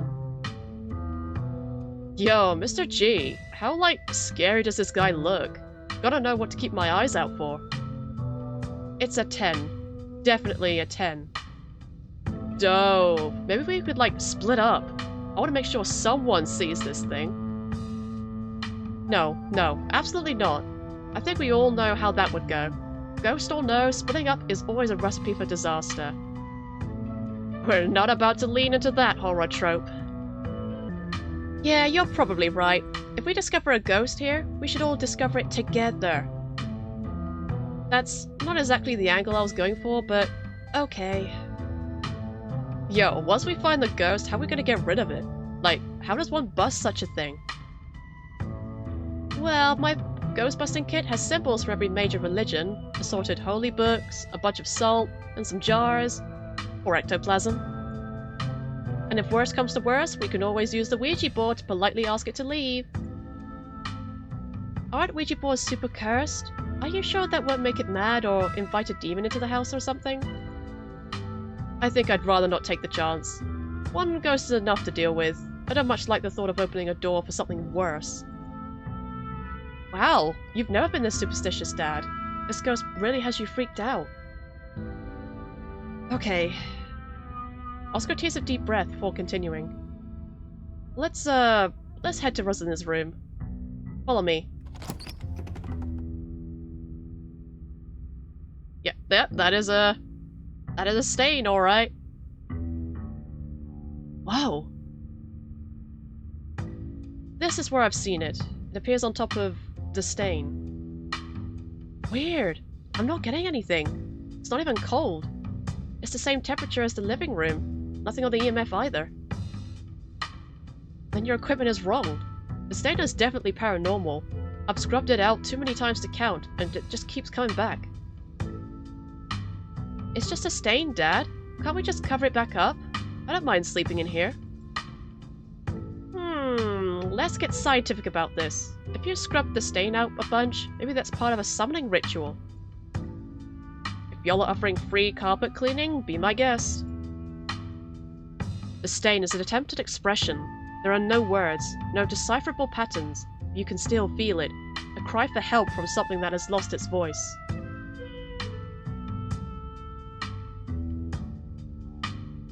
Something is crying out for help. Huh. You might be onto something, Demetra. I wonder if the blood spells something out on the floor underneath. Have you tried tearing up the carpet? In a house owned by the government? No, I'm not messing with their carpets. I'd rather scrub ghost blood out of it every day than have the government take me to court for destroying their property. It could be a good idea. This could be a sign of structural damage. And I'm sure the government would rather know about it now than wind up with a bigger problem down the line, right? Only one way to be sure. Stella excitedly starts tugging at the corner of the carpet. Oh dear. You're doing the government a favor, really. That is not something you want to see in your house.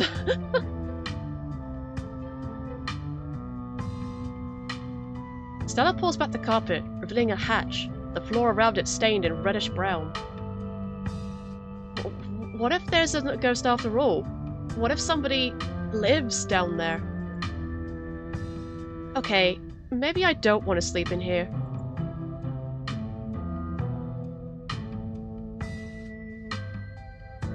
A hatch? This is even better than finding a message. But there's no basement in this house. At least, we weren't told about a basement. And look! All the red stuff is coming from underneath. Oh yeah, this is super haunted, alright. You've got a basement chock full of ghosts, I can just feel it. Y'all know last month was super rainy. It's clearly been a long time since anyone stepped foot in the basement, or crawl space, or whatever it is under that hatch. There must be a leak that flooded the whole area under the house. The water dissolved the cork around the edge, and leaked through the carpet. It's red because North Carolina has red-ass dirt. It's as simple as that.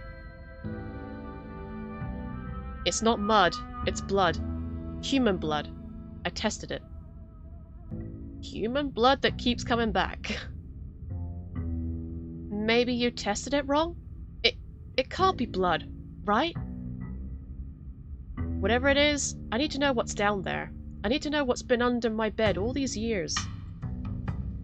Yeah! There's an old hatch in the floor that someone tried to seal up. We're not leaving until we've explored every nook and cranny. Have you considered that may have been trying to seal it up because it's unsafe? Uh-oh. Do you think the flooding could have made the house unstable? I'm all in on ghost hunting, but I don't know if I could crawl into another dangerous crevice. I'm going for it. No, Stella, no! Now you've done it. You come into Oscar's living room.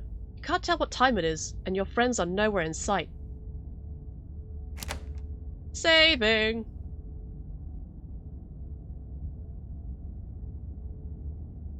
At least, physically, this is Oscar's living room. Spiritually and mentally, you've been ripped away to some other place. The building feels colder, and there's something about the air that feels wrong. It's stale, with an undercurrent of mold and earth. You feel claustrophobic, as though you're in a coffin, each breath depleting what little oxygen is left. Call somebody. You know what? Pull out first. Is anybody there? There's no reply. Okay. Call everyone! Go through the entire list. Call Tabitha, maybe? I've been looking all over for you. Where did you... What? Why are you saying that?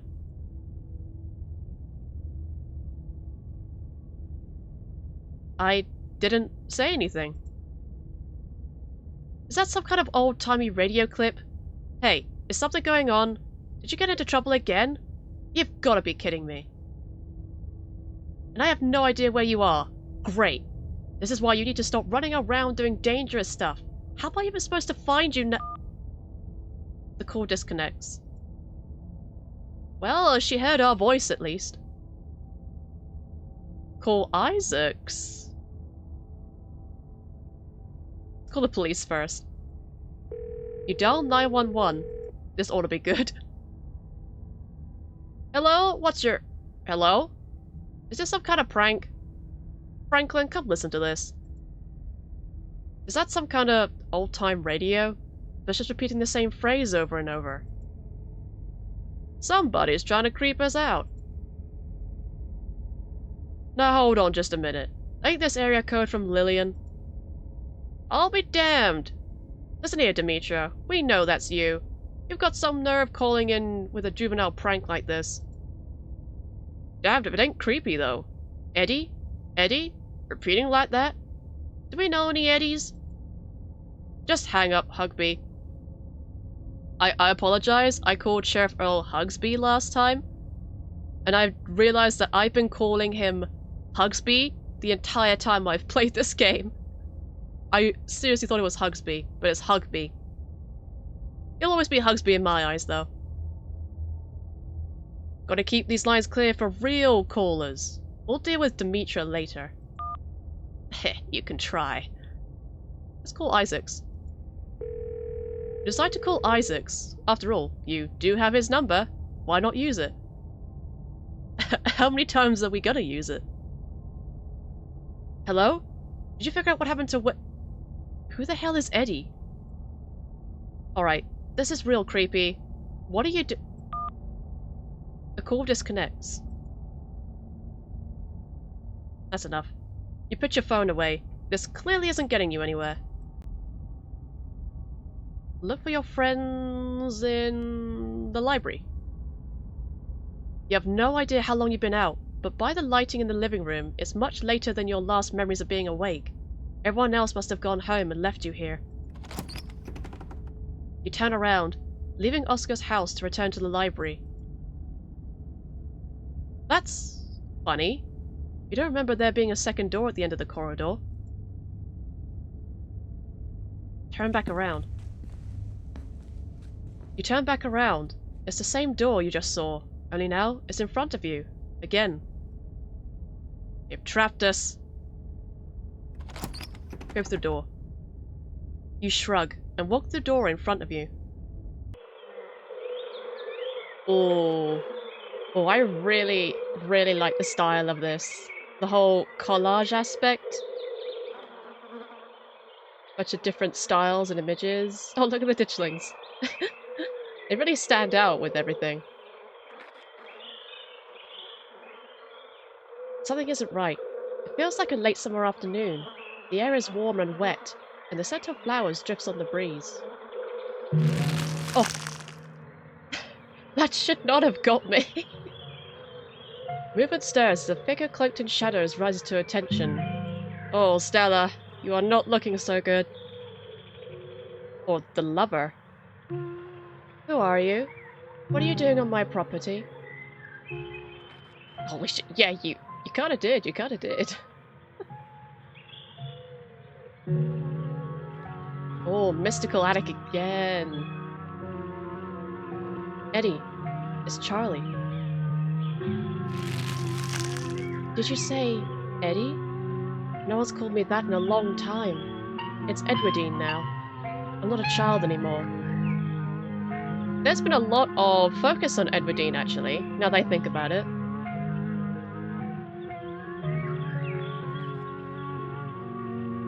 It has been a long time, hasn't it? I wasn't sure I was ever going to come back, but I'm glad I did. It's good to see you. I wish I could say the same. You should have stayed gone, and you absolutely shouldn't have shown up here of all places. If you're caught, I don't think you understand what Father might do. I wouldn't want to cross Father. I shall be away at once. I like this option just because we're getting more story. Again, another side of the narrative. Come with me, Eddie. Haven't you always wanted to see the coast? Now's your chance. We can just leave. I can't. It's not that easy for me. My brothers were sent to Normandy, and now I'm the only Scarlet left besides Father. I have responsibilities, Charlie.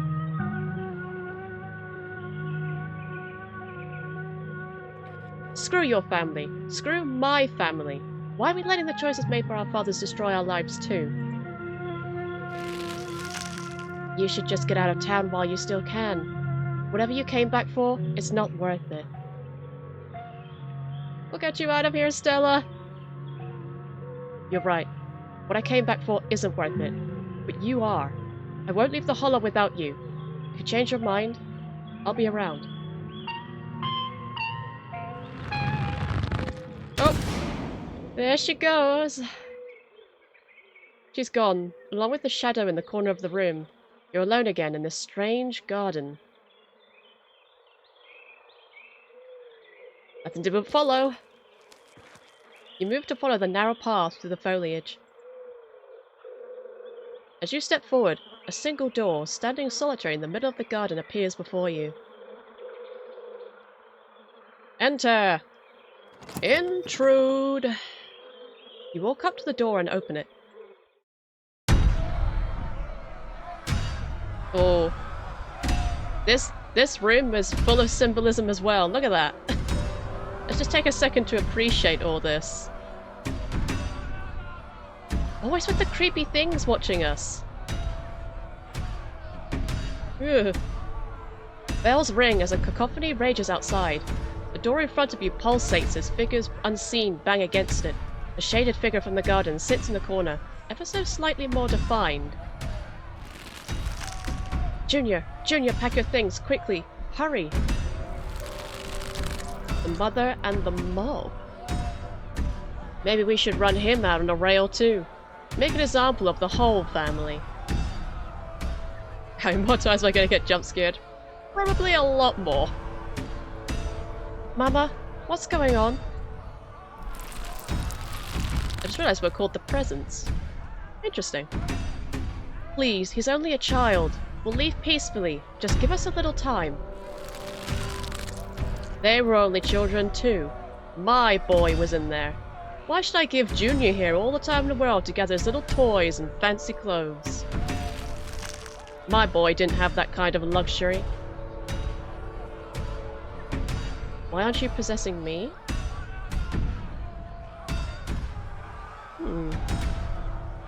Yeah, why aren't we being possessed, even for a little bit? Mama, what's the man talking about? Why hasn't Daddy come home yet?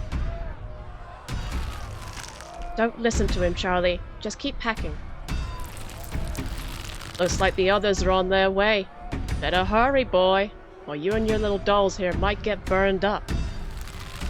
And as for you, lady, what makes you think you're going to be keeping any of those valuables you're packing in that fine suitcase of yours? I know already Charles Shaw wasn't responsible for the collapse. You don't have to tell me that. Opportunity for the MC to be like, it's old news to me, ghosts. I'm steps ahead of you. Daddy said when he's not here, I'm the man of the house. So you don't get to push us around, mister. I'll call the police. Trust me, boy. The coppers ain't coming here tonight. And what makes you think you can talk to an adult like that? Maybe they should have had you working in the mines too, instead of lazing around in this big house. Maybe you would have learned a thing or two about respecting your elders. Don't talk to my son like that. Don't talk to me like that, woman. I call the shots. Now get out, unless you want to go up in flames with all your precious jewels and expensive dresses. Why are you letting them leave, then? Feel like I'm even letting you leave. Yeah, why are you, then? If you're as mad as everyone else outside, why are you letting this happen? Am I dude, is this you? I don't want to go. I haven't packed all my puppets. I haven't said goodbye to Eddie. I don't want to leave. It's okay, Charlie. You can make new ones. Even better than these. It's good for him. Shouldn't be playing with dolls anyway. Now you're gonna have to earn your keep just like the rest of us, boy. No more big inheritance for you. What? Yeah, wonder what reasons that person had. Were they linked to the family? The mother and the mob are whisked away, leaving you behind in an empty room. As they depart, the front door stops pounding and opens into a beckoning white void. Before you have the chance to think, another door creaks open what you thought was the ceiling. Oh, finally! It's been forever! The entire episode, even! There you are. We should be saying that to you. This is quite the maze, isn't it? And absolutely crawling with these miserable little parasites. Oh, squish. Bottom feeders. I'm still not sure what voice to give Wayne. Off the top of my head, I'm thinking he would have something like a deadpan, pardon my pun, deadpan voice, but it's tricky. Let's talk to him. He just turned up. Let's talk to him. Hey man, what's up? It's good to see you, Demetra. Maybe now we can be friends. As he approaches, a smell hits you. Sweating, suffocating flesh with a tinge of the saccharine and stomach-churning scent of decay. Shall we find the end of this little maze?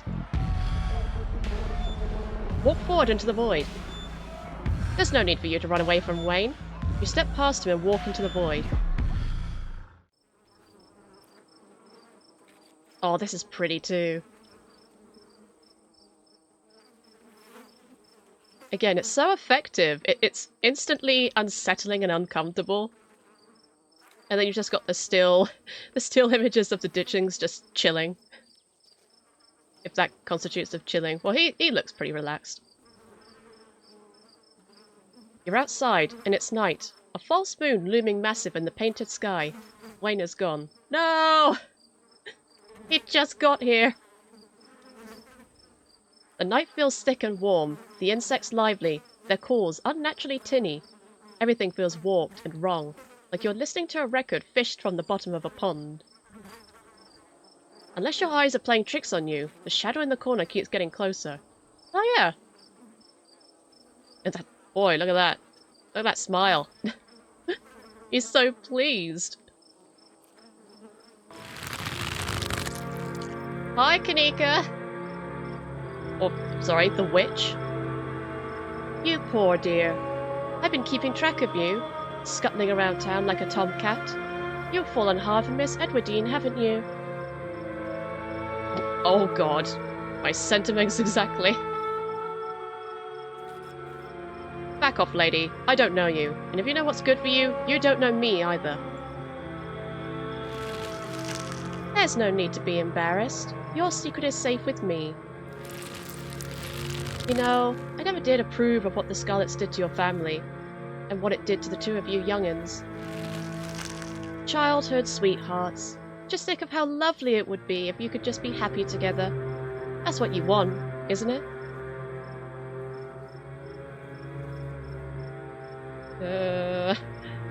Don't talk with my family, and I don't need life advice from some old broad. So we know she's old, then. I'm sure by now you've realized the young lady doesn't plan on leaving with you, but it's not for lack of desire, as you well know. It's Enoch. Even if you dragged her over the town limits, his hold over her would make sure neither of you were ever happy again. Just think of what happened to your poor mother and father. Do you want that to be the two of you? Who is Enoch? Is he one of the older Scarlets? Yes. I remember Tabitha mentioning him. We would never be like them. We love each other. My mother just loved his muddy. As soon as it was gone, so was she. And then all he loved was booze. Me and Eddie aren't like that. The powers at work here are stronger than even your love could withstand. You need to break the bonds holding her here. Then you can both go free. No more misfortune. Not for you, not for anyone else bold enough to step foot outside the hollow. The witch mimes handing you something, though her hand is empty. Everything you need to know is on that map. Something about this woman doesn't sit right. She must have some sort of ulterior motive. Yeah, her dialogue, it's very, very particular.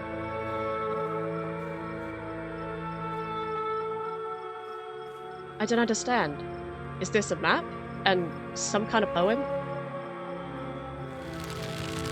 That's where you'll find them. You need her there. And be careful. Good luck to the both of you. I hope you get your happiness. There goes Kanika. And then she's gone. Oh, you can just feel it, can't you? Each and every word of her was like poison.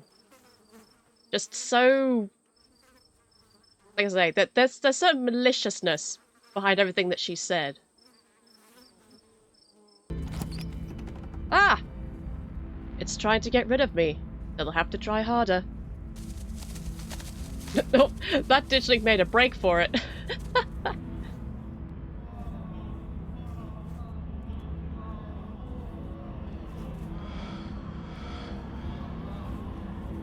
Is that supposed to be some kind of symbolism that you emerged from the moon as well? Just thought about that. Are you Sam Wayne? Or are you something else? The body that stands before you is Sam Wayne.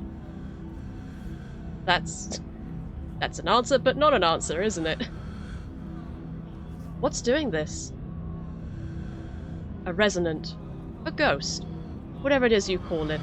The leftovers of a human existence, festering and forgotten, feeding on the energy of more powerful beings to do this.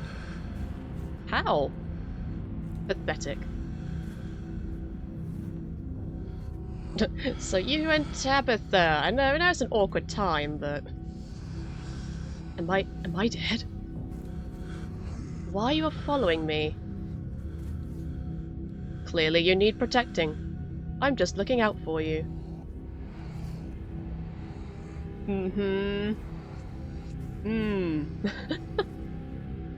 So, you and Tabitha, huh? That was a thing? Let's do it. This body knew her well. In what way do you mean? Am I dead? Of course not. I would never let something so weak harm you, let alone kill you.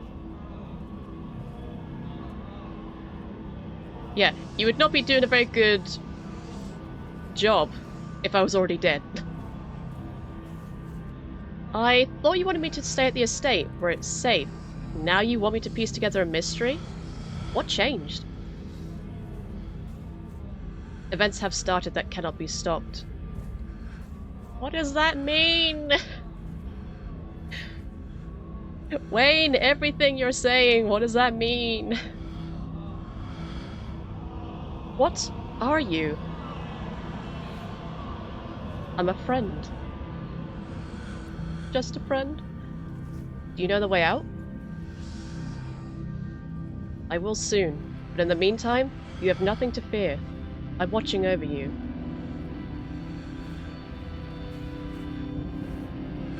Please don't...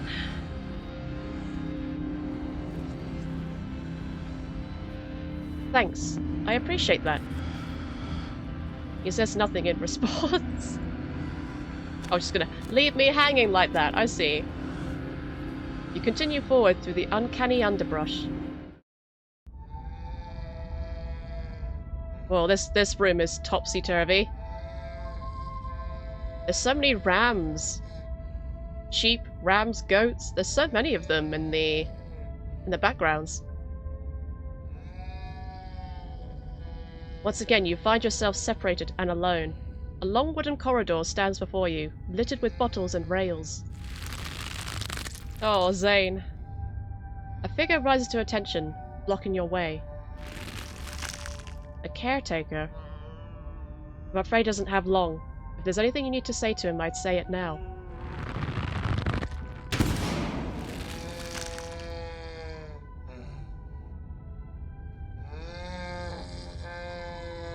That's a lot of empty bottles.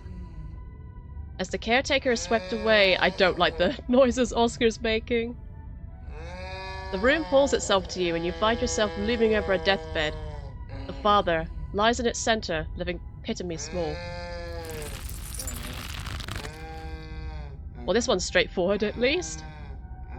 I'm sorry, boy. Sorry I let my troubles drive your mama away. I'm sorry those troubles mean I'm leaving you all alone now. It does look excruciating, I agree. You're getting what you deserve.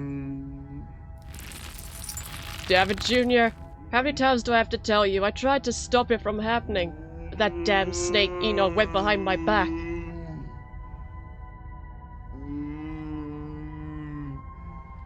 I mean, we know from our vision, that's for sure. He was the one that cheaped out on the damaged materials. Not for that. For what you did to our family. We could have just started over someplace new, but instead you became the son of a bitch the Scarlet's made you out to be. You're right. I've been using that excuse for too many years. At a certain point, a man has to accept when he's dug his own grave. They may have run me out, but they didn't put the bottle in my hand. Still, they destroyed our legacy, boy. Both our names are cursed with that history. I'll be dead and gone soon, but I won't be able to rest. Not until our name is cleared. Not until you can pass on the name with pride. This is my only request, Charlie. Go back there. Tell people the truth. Try to find proof. I don't know what you'll have to do, but please. I know I ain't been the best father, but I'm no murderer. Guessing this question didn't pan out. Scarlet's were exposed to collapse. Tabitha and I probably wouldn't be around. Well, that's an interesting thought. I'll see what I can do. Get some sleep. I'll see you in the morning. Damn it, boy. I may not have till the morning. Promise me. Promise you'll go back and at the very least show that Enoch bastard what for. Something tells me you really shouldn't have. I promise. I'll go back.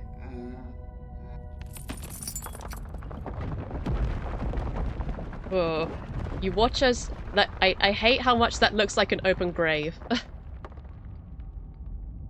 You watch as the father's body seizes and falls through the sheets, taking the rattling pile of bottles with him.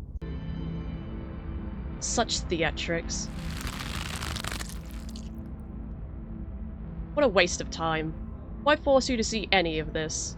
People always think their own experiences are so important. But what does any of it matter? Why would I run? So, you're still stuck here too? We keep being separated. But I have a feeling it'll be over soon. Then the exit won't be too hard to find. Do you know what it's trying to tell me? Yes, and it's trivial. Don't worry yourself with it.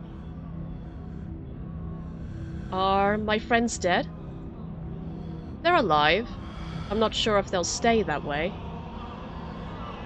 Don't say that! Well... Stop following me! No. Okay. I guess I'll see you when I see you. It shouldn't be hard to find you again. You move back to the bed to quietly leave through the hole the father left behind and crawl through. Oh god, Stella! Oh wow, yeah.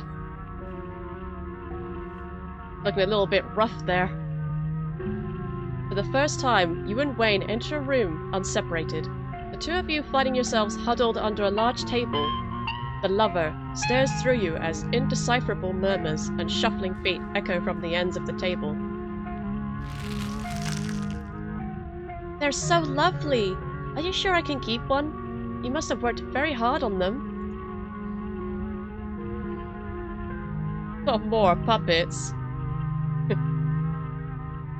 Of course! It's a present. When you look at it, you can remember all the fun we've had. Just let the scene play out. There's no use trying to communicate, whether with the Resonant or your little friends. No, it's for lore purposes. I'll try to keep it away from my brother so he doesn't smash it. Though I wish I could make it move like you can. I don't like that face. And you can even do the voices. You know, you could probably make real money if you put on a show for people. You can't tell me what to do, Wayne. I'll talk as much as I want. I really want to pick that option, but... That's the plan. I want to be a travelling performer. Why don't you come with me? We could go from town to town, putting on shows for other kids. Please, don't engage with it while I try to find another door. A travelling show? And you'd want me there too? Oh, could we go to the towns along the beach? I've heard the Outer Banks are the most beautiful place in the world. Wish I could go back to town and just tell them everything I know. Yeah. Yeah. Of course. We could go anywhere you want. Thank you, Charlie. I've always wanted to see the ocean. Everything crashes to a thunderous black before you or Wayne can get in another word. Oh. This is so cool, though. Such theatrics, indeed. I guess in a way he did get to perform. A single spotlight remains, illuminating a trapdoor in the center of the stage. You feel drawn to it. It opens. Okay. You feel a shove from behind and tumble through the hatch.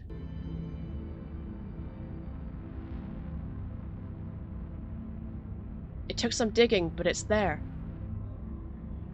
The map was right. Oh. Oh no.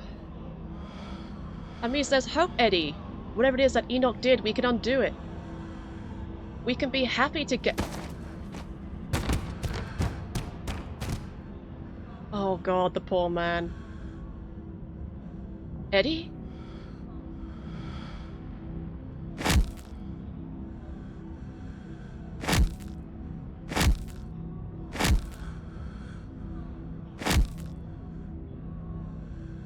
Our family sucks.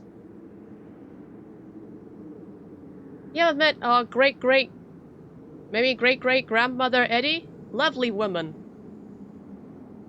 Wayne is gone once again. There's nothing here but you and the howling void.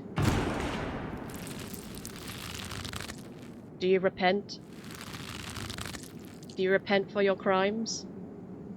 My only crime is lusting after Wayne, and I'm absolutely not sorry for it. For the first time tonight, you recognize the names of your companions.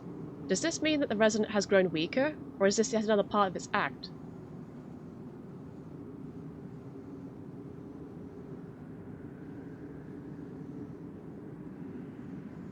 Why should I? I'm not responsible for any of this. You must answer for the crimes committed by your Scarlet blood. Until you do, I cannot die. I want to die. Please, I have been alone in the dark for so long. All I ask is for some of your years. To pay for the years that were taken from me. My life was stolen from me. I want some of yours. It's only fair. The sins of the father are to be laid upon the children.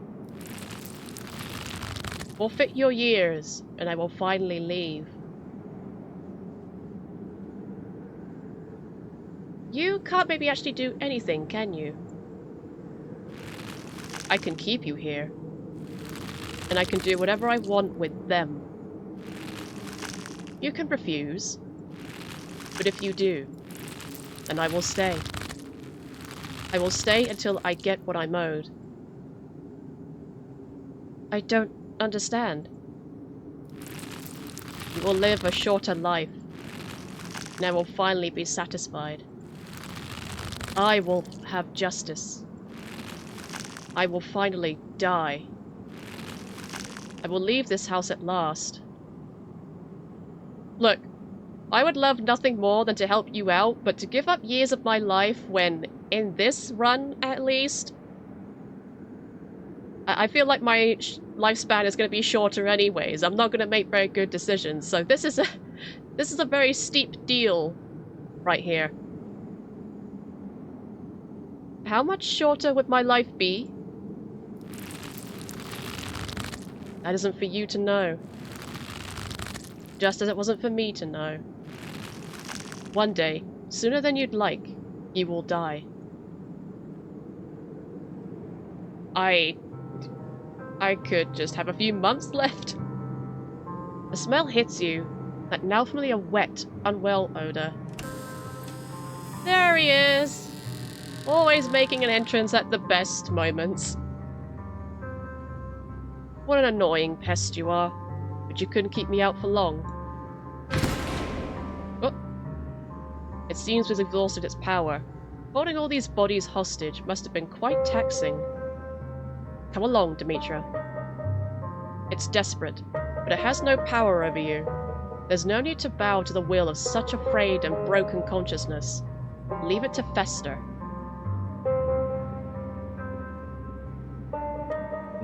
But I can't just leave the ghost here. You can. What about my friends? What happens to them if I just leave? They've already left. They're not a factor in this. He's so dismissive of them all. Where will Oscar and Rosalina live if the ghost stays? Don't give years of your life for something so insignificant. Okay. Thoughts on the choice here. While sacrificing years of my life would be a good option for a doomed run like this, I think it would fit very well. But at the same time, leaving the ghost here when it says that it intends to stay until, I guess, one of us sacrifices, and I'm to assume it's getting more powerful the longer it stays here, so we don't know what the consequences might be. And I feel like we're trying to cause as much damage as possible in this run. And also another thing is the fact that Wayne really does not want us to do it. That's exactly what he wants. Us abandoning this is exactly what he wants us to do, so I'm really partial to what he wants here.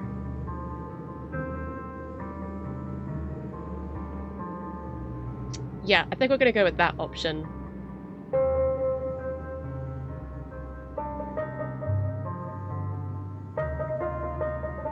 You're right. I want to help, but I just can't justify the cost. You don't need my help. Close your eyes. Feel for the stairs. You close your eyes. You fumble in the darkness, reaching out your hands and grasping the air until your palm finds wood. It's the staircase. You can feel it under your hands. You begin your ascent. Good. You've made it out of the pit. His overpowering smell returns as you place a confident foot on the wooden floor of what you assume must be Rosalina's room. You open your eyes as you try to hold your breath.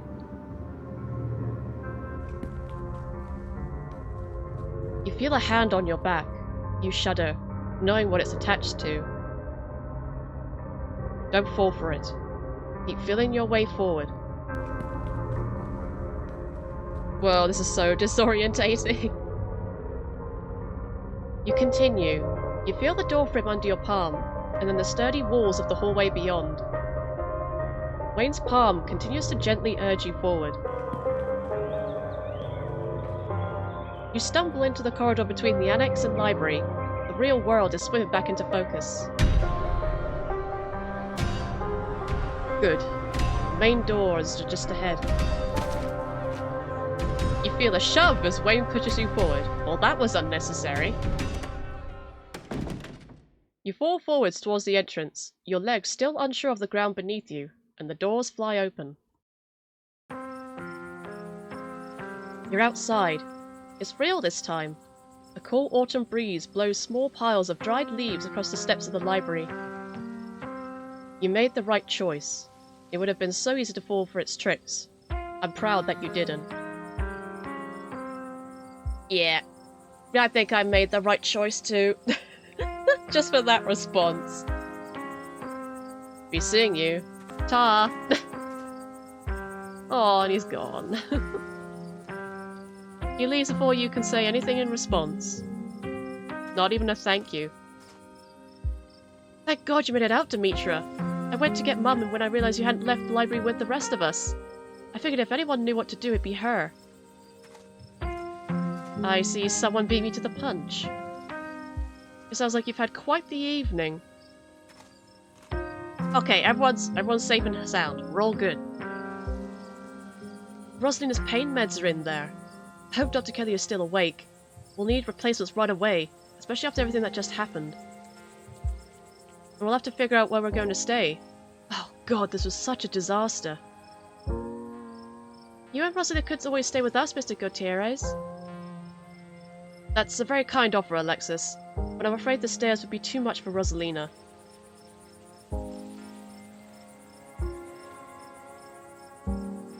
And I wouldn't want to impose on your parents like that. There's a lot to ask. I can figure this out. I made a huge mistake.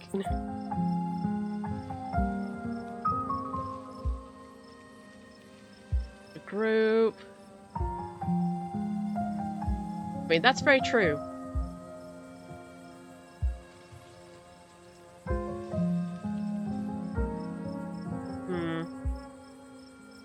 I hope you're not mad at me for getting out of there. Of course not. It's just a house. We don't even own it. I'm not going to let you sacrifice years of your life for a rental. Even if we owned the place, that ghost was asking for quite the down payment. Yeah. Yeah.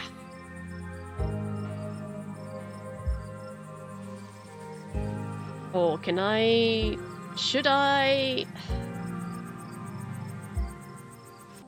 I know our relationship with Tabitha is gonna absolutely plummet in this playthrough because of Wayne, the big melting man in the room, but I'm still hesitant to pick options like these where we damage, or we might damage, relationship with her, because she would not be happy if we did this. So just the fact that I'm still hesitant when it's gonna happen. It's gonna happen. I'm just not ready for it.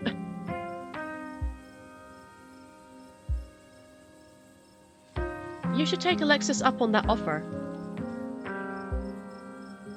At least for tonight. You're right, you're right. I'm gonna peace out. Back-to-back encounters with my own mortality? I've got a lot to ponder. See ya, Rosalina. See ya, Alexis. Zane walks off down the road. To think that ghosts are actually real. I mean, I know I don't have any hard evidence on us, but we all physically experience the same thing. Stella's gotta be over the moon right now. She doesn't look over the moon. Where is Stella? I kind of thought she'd be excitedly rattling off theories by now. Oh, she's just standing there, by herself. That isn't like her. Is she okay? I was wondering the same thing. We just saw a ghost, and she's just standing off by herself. Which, like, fair. That'd be a normal reaction for anyone else who had just seen a ghost, but this is Stella we're talking about. Let's go talk to her. I'm gonna check in with her. You walk over to Stella. Oh, hey, Demetra.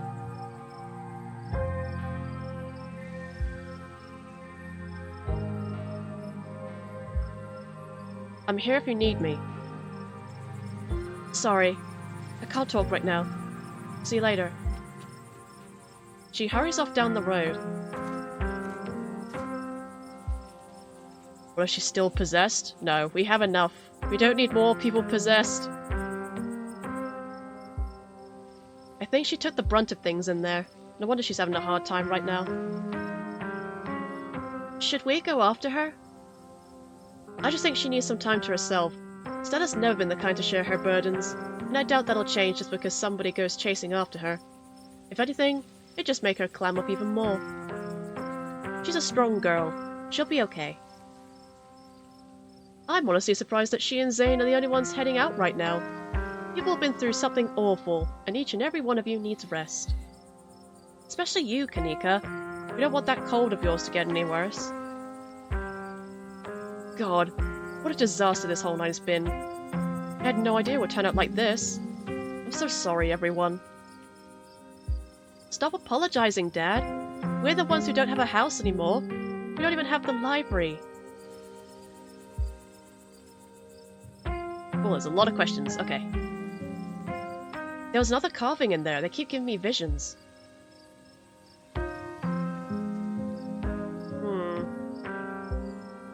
I wonder if those things are tied to everything supernatural that's been happening. Yeah, I wonder. One is a coincidence, but two of them on back-to-back nights? And if you're right, and there's another one in the clinic? I'm sorry, I'm a little lost. You've been finding carvings around town and they've been giving you visions? I'm sure everyone here could stand around theorizing about this and all that all night long. There'll be plenty of time for that tomorrow. Demetra, I'd love to discuss these visions over tea. I spent a lot of time on Wayne in there, just saying. Yeah, I noticed. We could smell him as soon as we snapped out of it. What happened? Did he hurt you? Oh, that answer is very on point with what I just said.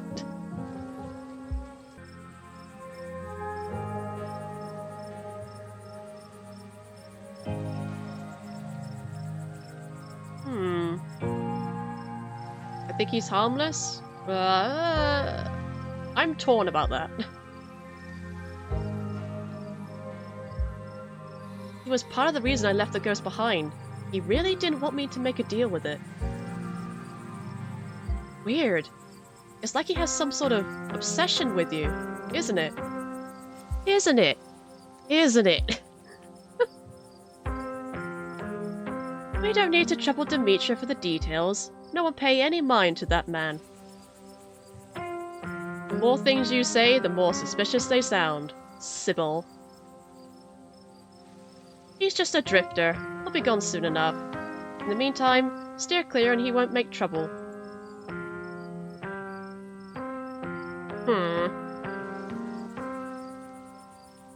Don't think it's that simple. I'm really sorry, Oscar. I'm really sorry, Rosalina. It's okay. Worse things have happened to people, and the price was just too high. We'll find a way to pick things up. I know you did everything you could for us, Demetra. It probably was smart not to trust that ghost anyways. You won't have to do it alone, Oscar. You can help yourself to whatever you need from the store. This is a good town full of good people, Demetra. We won't let this ruin Oscar. I could use that cake right about now, Rosalina. What do we do about the library? Well, we could always board it up until the ghost goes away, right? The mines were boarded up, and that just made us want to go down there even more. We can't just tell them it's mega haunted. Even if folks believe us, that'll just make them want to investigate for themselves. Especially if it's full of Stellas. We'll say there's a gas leak. That should do the trick, at least for a while. Sybil, is there a chance this goes away on its own? I'm not really an authority on these things, but it doesn't seem interested in fading away. Okay, that's settled then. We board it up. We say there was a gas leak. And just hope no one gets curious, I guess. It's the best we can do for now. Were you all conscious that whole time? Everyone glances at each other. Yeah. I'm pretty sure we remember everything. At least up until that guy showed up and snapped us out of it. Wayne, there's something wrong with that creep. What did he say to you? Like I said, let's not trouble Demetra about him. Just stay away, all of you. It's just gonna be me and Wayne in our own little bubble. Our own little universe. What was it like, being puppeted? They all glance away. It hurt. Why didn't I make these kids stay behind? I can't believe I let that happen to them. Dad, this might be the overwhelming pain and exhaustion talking, but shut up. I love you. None of this is your fault, okay? I had no idea what I was going to say until the words were actually spilling out, but I remember each and every one of them. It's like they were burned into my memory. You poor souls. I can't begin to imagine what you've all been through. Do any of you know who you were supposed to be? No idea. There was no context? Nothing. No, only we got to see who they were playing.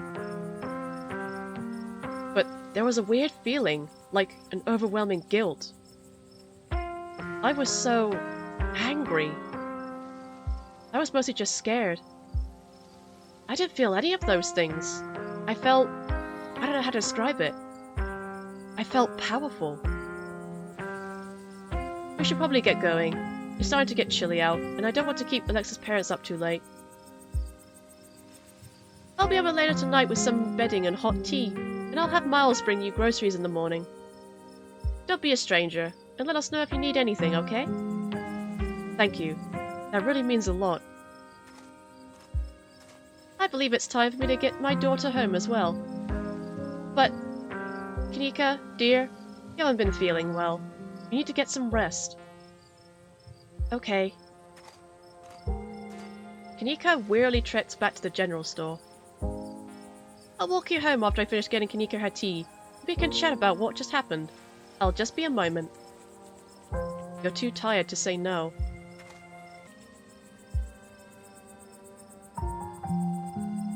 You make yourself comfortable for a few minutes while you wait. After everything that happened tonight, the normalcy of sitting on a quiet and empty road feels like a priceless treasure. I hope you don't mind, but I took the liberty to call your cousin and tell her what happened tonight. She wasn't exactly thrilled to hear from me, but I think I blunted her anger as much as I could. Yeah, she's not going to be happy that we didn't update her, but... well, them's the breaks. Shall we head out for a walk? Time to go home.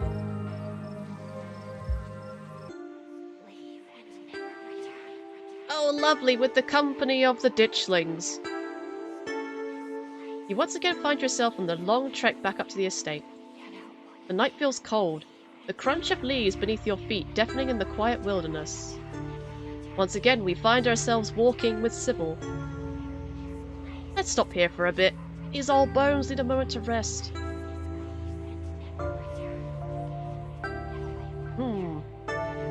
There's ditchlings everywhere. There are, and I'm afraid that they would still be this numerous even if you had managed to exercise the spirit you encountered tonight. Its presence was merely a symptom of the rot in this place, rather than its cause. People are unfortunately just going to have to get used to the sight of these things in the coming days. Very direct. Are you a witch? I know I've already asked this, but I'm going to ask again. She laughs, surprised by your question. I suppose people might call me one, but I'm just an old woman who fancies herself a bit of a healer. What you call yourself isn't important. You're more powerful than you let on. Well, I do drink plenty of tea. I'm so sorry, Demetra. I completely forgot to send you home with some tonight. I hope we can exhaust all of these. Edwardine killed Charles Jr., but it feels like I'm only scratching the surface of things. What has my family done? A whole lot. A whole lot. Is that what the spirit showed you? Your family built one of the most powerful coal empires in Appalachia. Those sorts of things don't come about without betrayal and bloodshed. These are all assumptions, of course. I'm just an old woman who enjoys her tea, and the Scarlet Empire is far older than these rattling bones. That's 3 times you said that now. If you want the bloody details, I'm afraid you'll have to find them yourself. I'm sure we will. That's enough rest for me. Let's carry on for a bit. You and Sybil walk deeper into the woods. You're getting closer to the estate. One last rest and we'll get you home.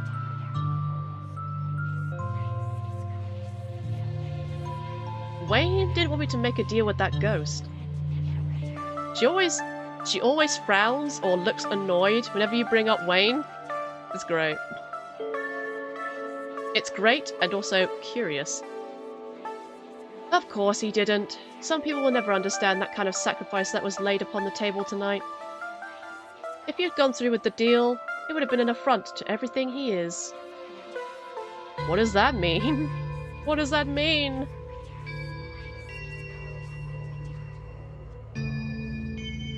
There was a stone carving of a goat's head and a pack of wolves in that basement. There was something similar in the mines last night too. A circle of arms in chains. Both of them gave me visions. Was there now? That's quite an interesting development. Perhaps we could discuss these visions over tea. My grandmother had a special blend that supposedly helped with dreams and visions. I'll be sure to have some ready by tomorrow. Maybe it'll help us piece things together. Oh, we can turn it down? I understand these visions perfectly well. I don't need any special tea to help me decipher them. That's fair enough, but you should swing by tomorrow regardless. It's always best to think about these things after the mind's had some time to rest, even for one as perceptive as yours. Sybil? What is Wayne? He's just a man. Who does she think you are? There's no way in hell that Wayne is just a man. Absolutely not. He's not. That's my inner thoughts. This'll be what comes out of my mouth. We both know there's more to him than that. The smile briefly fades from her face. It's not exactly polite to share people's medical history. I may not have taken a Hippocratic oath, but I still respect the privacy of others. That doesn't mean you should trust him, though. Be careful with that one.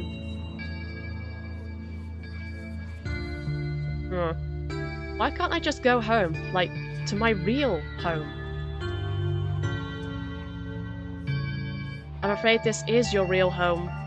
It called to you, didn't it? Otherwise you never would have gotten on that bus. How did you know? Nobody really leaves the holler. At least not forever. Call it a quirk of the town.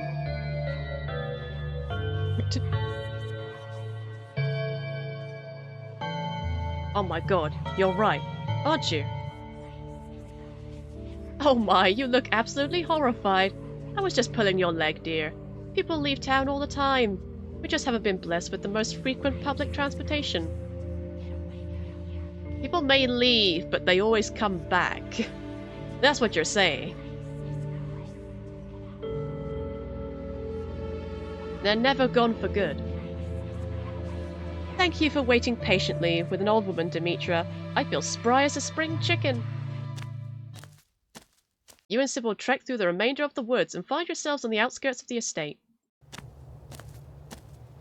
I'm looking forward to continuing our chat tomorrow once you've had some time to rest. Good luck handling Tabitha. I tried to soften her up over the phone, but there's only so much softening you can do with someone that prickly, bless her heart.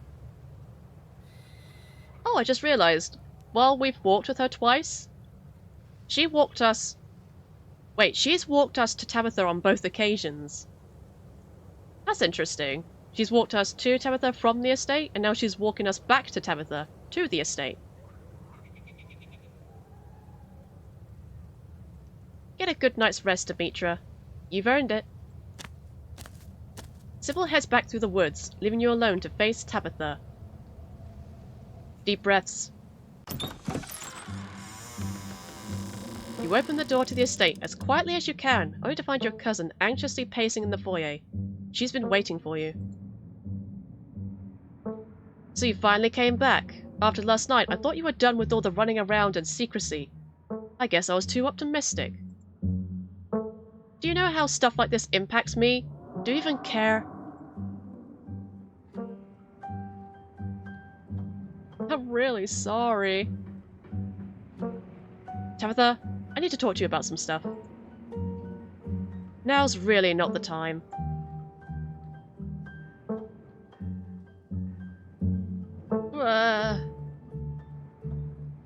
To sum it up, I got to spend a lot of time with Wayne.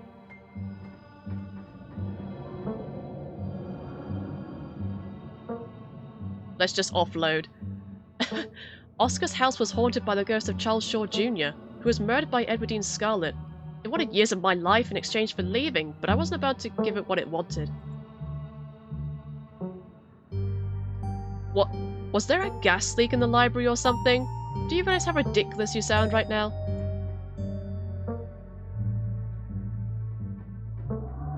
Don't say I didn't warn you.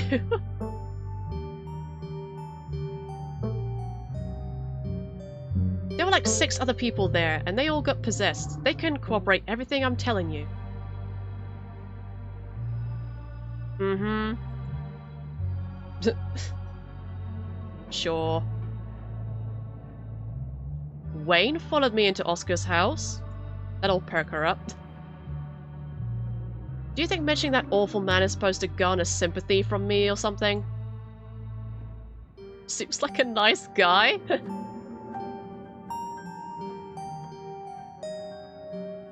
What are you hiding about him? Wayne is none of my business anymore. He's his own man. But I don't like that you're engaging with him in any kind of conversation. And if he tries to talk to you again, just walk away. Yeah, this is why our relationship's not gonna last. I'm not gonna do that.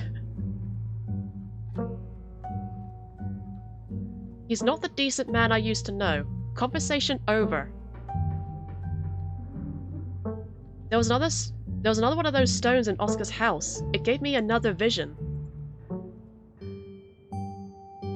Like last night? That was gas. I'm sure whatever you thought you saw tonight was similar. Maybe you had another seizure. All the more reason you shouldn't run off and not tell me where you are.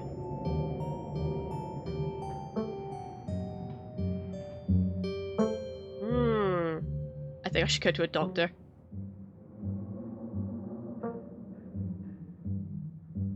They've been telling me a lot about our family. I think we've done some terrible stuff, Tabitha. And it's not gonna stop there. And all of it is probably in your imagination, because they're hallucinations stemming from either gas or, I don't know, your own guilt and exhaustion. City folk love to self-flagellate. Now, what if they're making all the supernatural stuff happen? Okay, let's say for a second that there is something supernatural happening in the town, and that these stones are causing it. What are we supposed to do about it? Run around and smash them? Has anyone tried that? Rhetorical question, but I've also got news for you.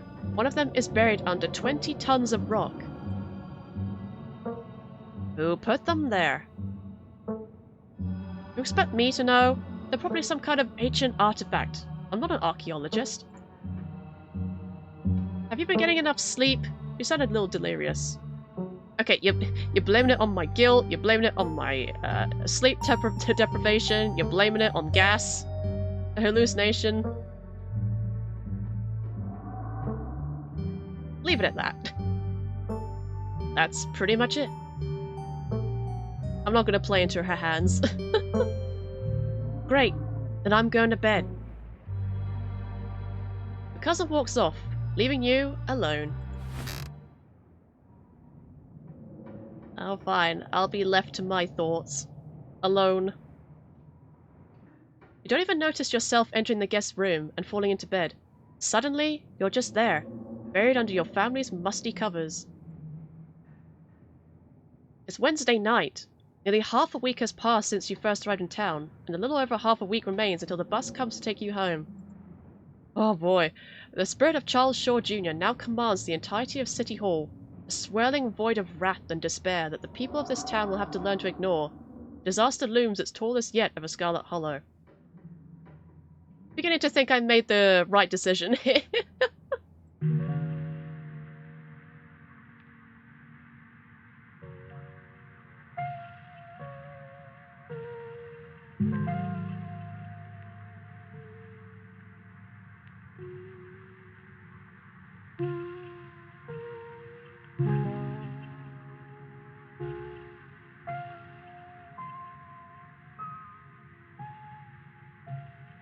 That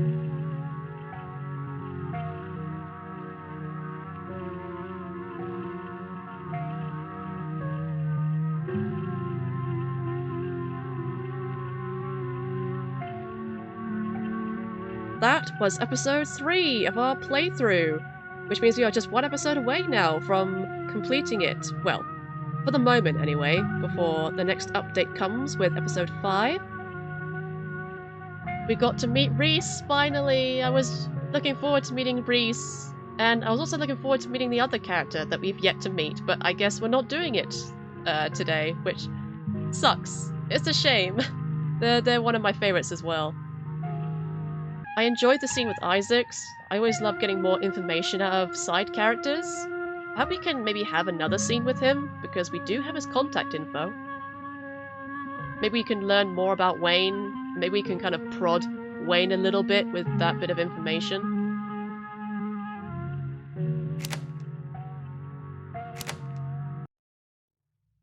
Well, I'm excited for episode 4. That'll be our finale for now. I'll keep this short and sweet as this has been a very long episode. But I hope you've all been enjoying it so far, and if you have any thoughts or theories, please share them. Especially in regards to Wayne. If you have any thoughts or theories surrounding Wayne, as this is a very Wayne-centric playthrough,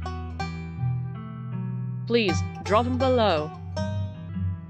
But until we go into episode 4, where we make even more poor choices, take care of yourselves, and I will see you all then. Bye-bye. Bye.